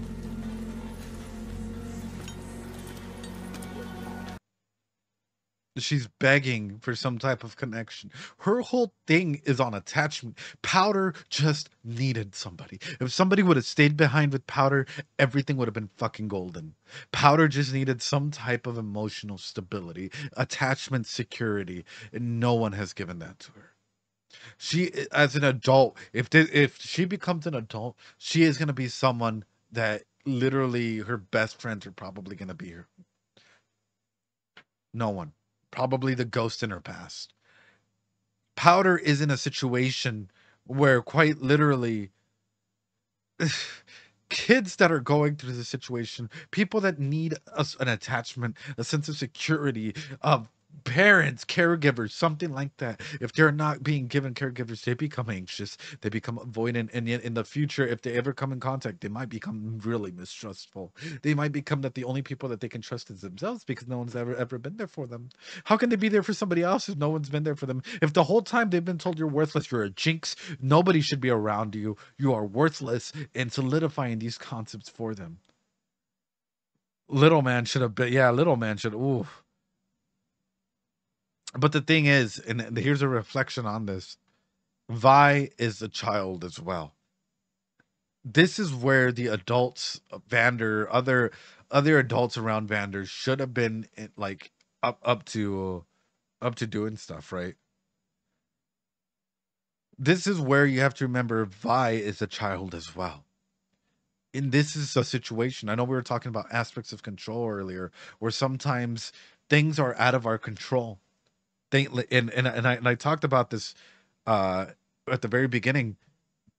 As adults, sometimes we reflect back and it's like, if you could turn back time, or if you had the power to control time and like go back in time and see the younger version of yourself and like aspects and trauma that may have happened, you might have noticed that like as a kid, you had no control over some things that happened. The adults did though. The adults, if they did a better job, they could have handled the situation differently. For you, your ecology, your way of thinking was influenced heavily by your environment, by the caregivers that you had, and so on. That's a lot to put on a 14 to 15-year-old. That's and this is why I'm saying they're both kids. Are they both right? No. Are they both wrong? No.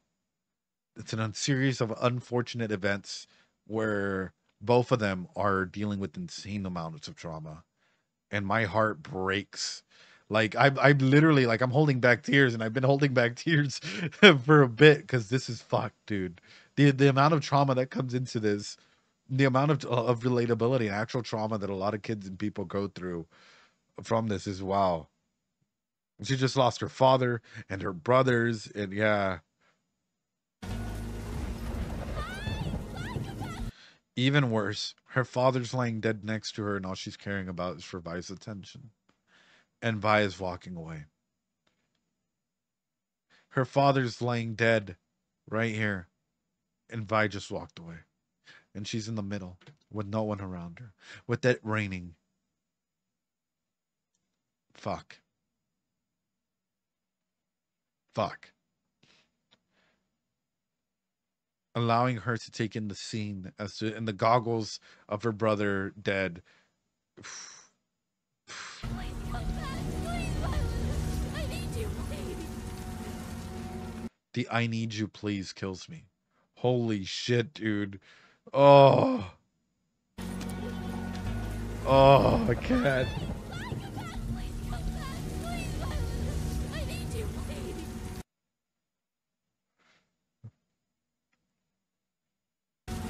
I need you, please. The fucking voice actress that plays Powder, man. Oh, I don't want to cry out. I don't want to full on just. I'm like, I can't. I can't, dude. Oh, everything that could go wrong did go wrong. I'm like, dude. Powder needs therapy. I know I give him fucking free therapy at this point. I don't fucking care. Oh my god. Oh, that hurts. This is not pretty, man. This is not pretty at all.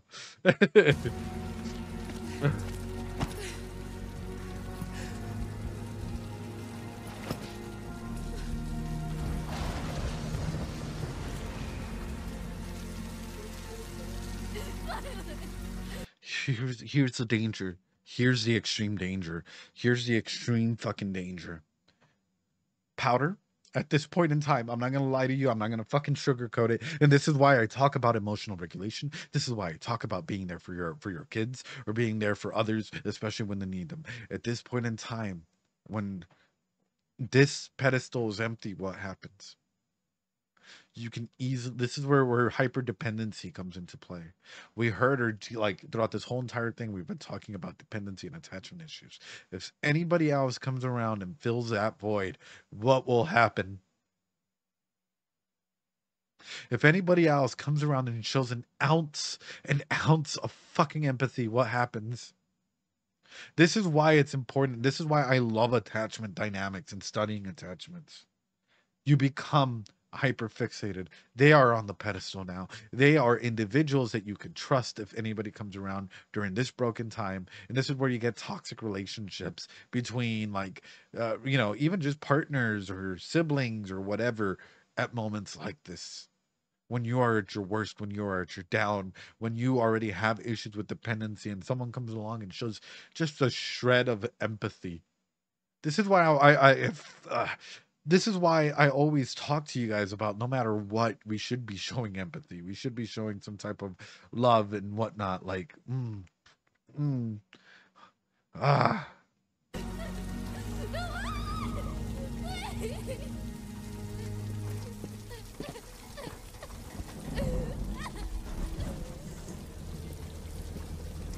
Silco? No.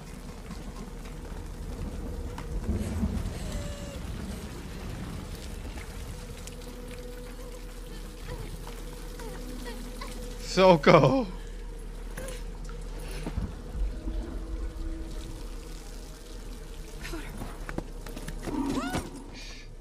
I'll kill you if he hears you. Bruh. Let's go.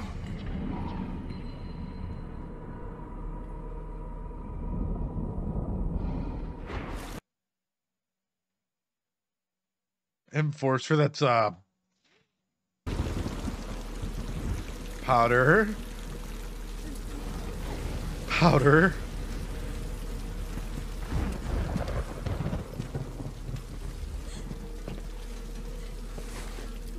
Hello, little girl. No, no. Sister.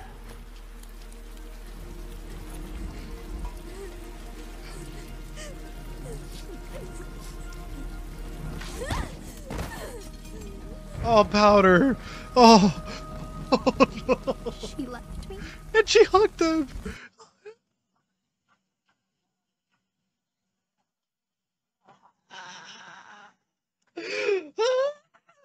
I'm fucking devastated.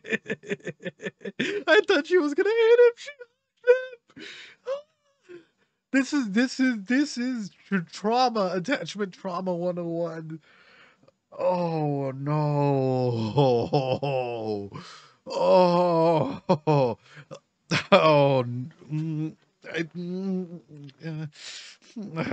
so conflicted. So conflicted. This hurts. Oh, new dad acquired. Oh, this hurts. Oh, everything you've been, I feel like I understand everything that you've been saying now. For those of you guys that are watching it with me for the first time, does it connect? I'm not a wizard, dude. I know I've been talking about shit like this for the past couple of episodes and stuff.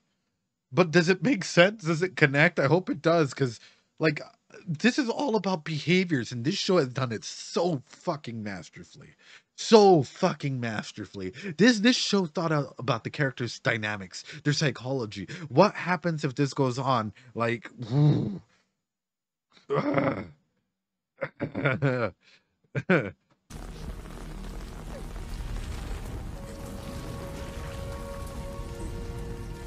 She is not my sister anymore. No. Oh, same thing. We were brothers. You're not my bro. Like, you know. Oh, this is the cycle repeating. This is literally generational trauma happening again. This is generational trauma happening again. what did they say when they first met, right? Oh, you were like my brother or whatever. And boom, right? Same thing, just at a younger scale now, and now the bonding is probably going to commence. Oh, the parallels, right? He found the trauma buddy. Not just that, he might actually care for her. I've talked about it. Individuals like this, individuals that might have a bit of a manipulative personality or narcissistic personality, try care for people. Don't get me wrong, it's not that they can't care, but oftentimes they bring him up with their own ideals and morals and that, and it can be pretty rough. Oh. Oh.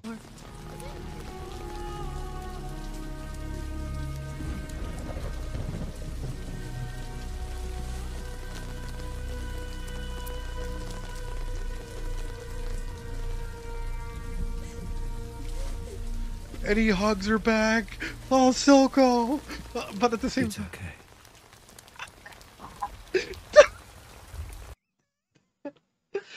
Silco understood the assignment. Silco understood the assignment. That's all. Yes, but no, but yes, but no, but yes, but no. An ounce of empathy is all they needed to do. Silco having an evil end moment, really, like, oh, this hurts, man. I'm not gonna fucking lie to you guys. This, oh, oh. I haven't the slightest idea if this is a good or a bad development. I'll tell you why. This is good because it allows Powder to get her needs met. It's bad because it's not necessarily going to be the healthiest needs met, but it will at least establish her hierarchy of needs being met. At this point in time, she wants to feel attached to someone. She wants care for someone. However, does this mean that she truly attaches to him? That's a real question. Like, oof. It's, yeah. Some people thought Powder's attitude towards Hero was too fast of a switch. It's not. It absolutely isn't. This is how you get people that like people attach at weird rates. We all have different rates at which we attach. Kids with trauma, anxious attachment specifically, will attach to anyone that is there for them, anyone that shows an ounce of empathy, anyone that shows them something. Like, oh man, and you're just looking for someone that cares about you. Don't matter who they are or what they are. And that's why this hurts. This is so realistic. It hurts. It needs to be protected. And the monkey's paw answered. And she now, oh, Glenn, no. We'll show them. We will show them all. Wait, did her eyes just change? Hold on. Did her eyes just her eyes just changed?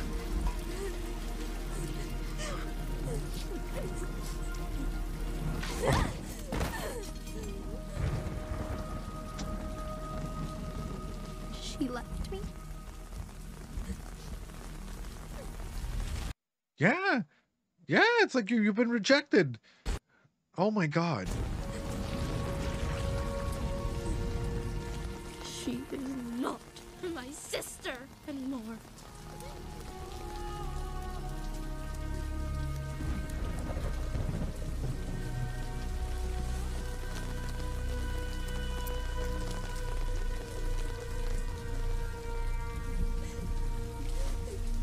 And she has a new family now. But will that replace her old family? The guilt of what happened? No. She probably has to live with the adoption. And again, you want to talk about identity disorder. This is, and especially role disorder. This is going to be a huge fucking one.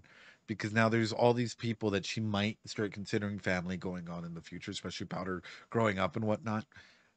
And then she might still have memories or flashbacks of her previous family and how they don't mix.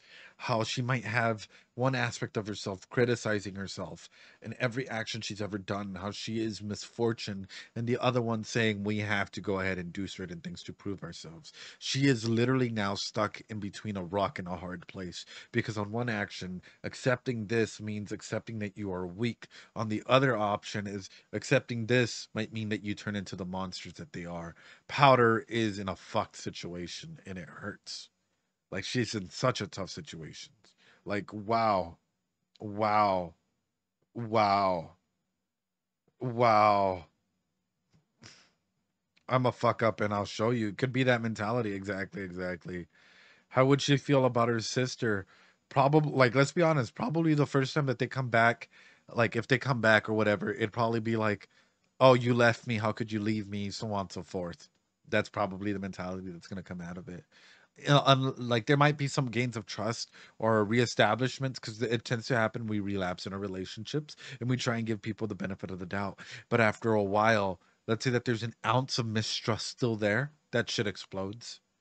That shit, like, unless you guys are meeting on equal grounds, that shit will probably explode, and the whole process of relapse and recovery and everything starts over again.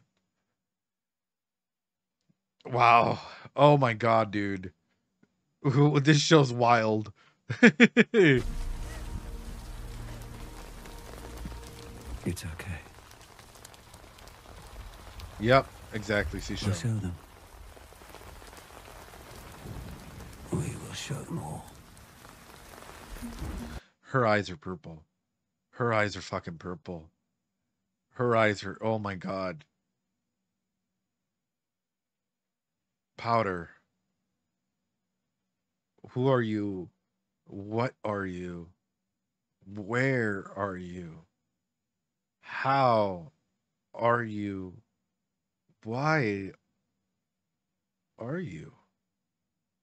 Powder.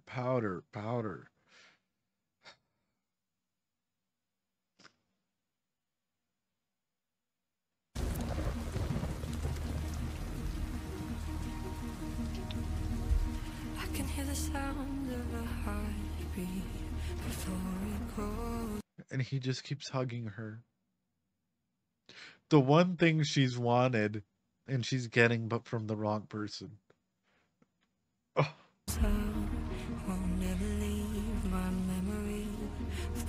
I can't, dude. It's, oh. I can't. Her own sister couldn't even hug her. Oh, fucking shit, dude. When all these traits eyes grow, cut our teeth and make our bones right.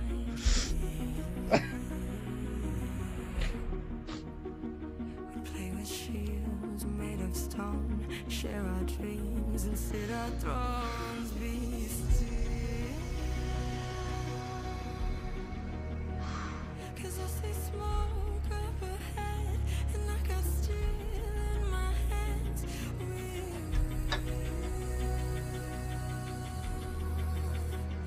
We turn like warriors, I swear that we'll find glory up ahead. I'm fucking broken. I'm fucking broken, dude. This is not pretty, man.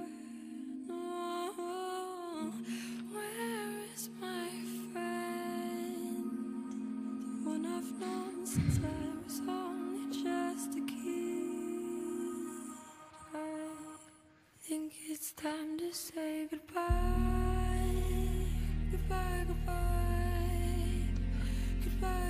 This is sending fucking chills, man. I can't. It's time to say goodbye. I can't, man. It's time to say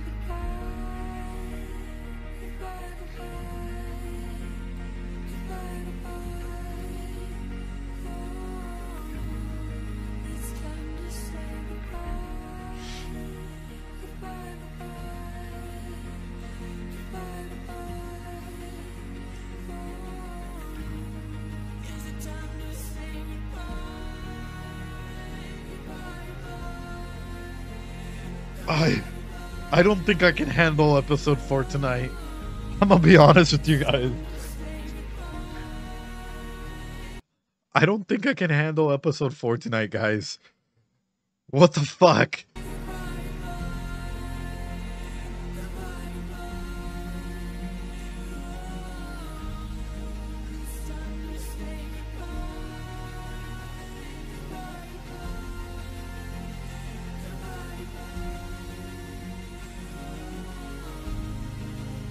Time to say goodbye.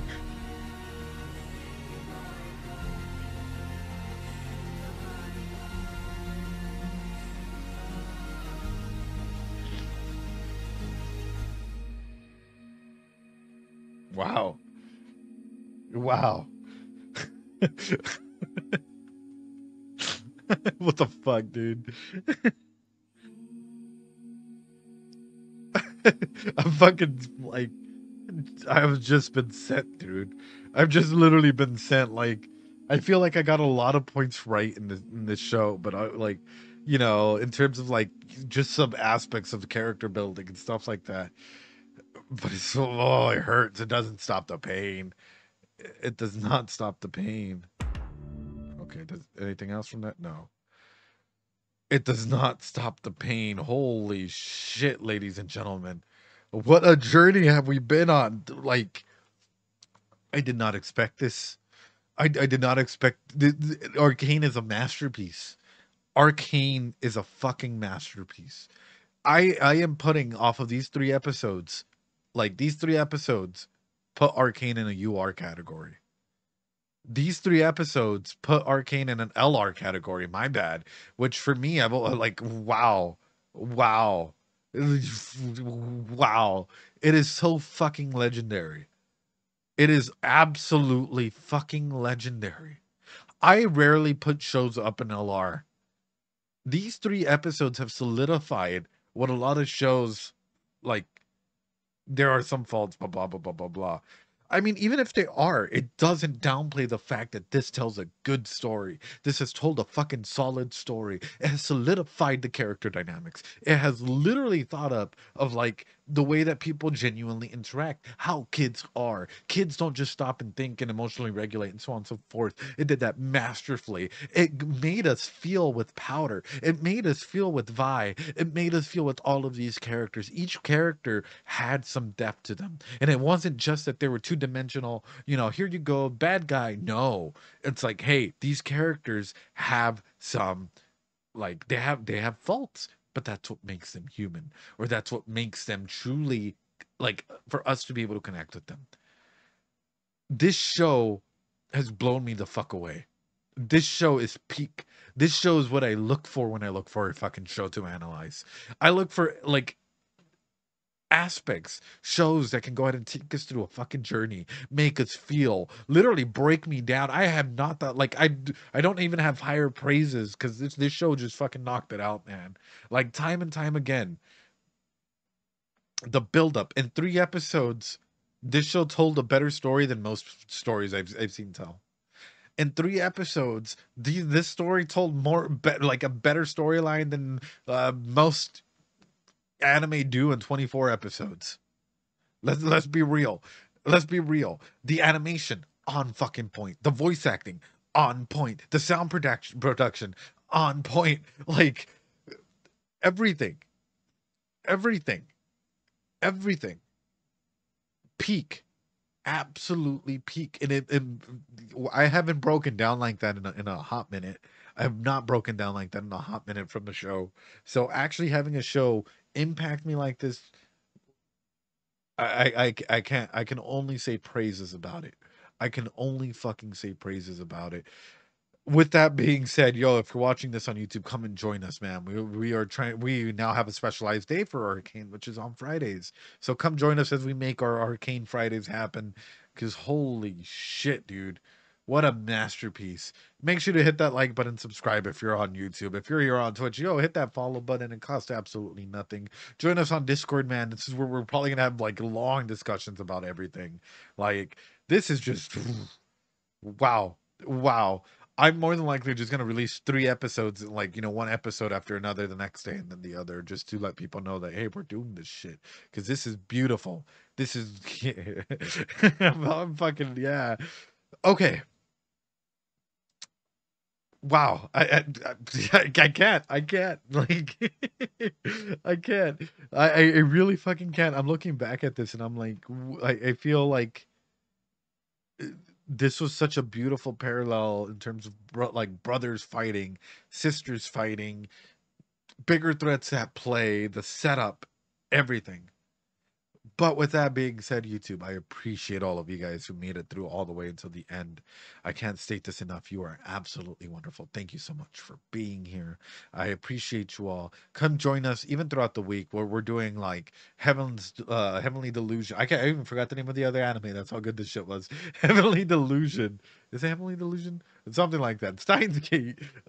Something Girl Senpai. That one. And then Sundays we have Mushka Tensei and probably Zom 100 or whatever other seasonal I decide on. I'm wow. Nothing but applauses.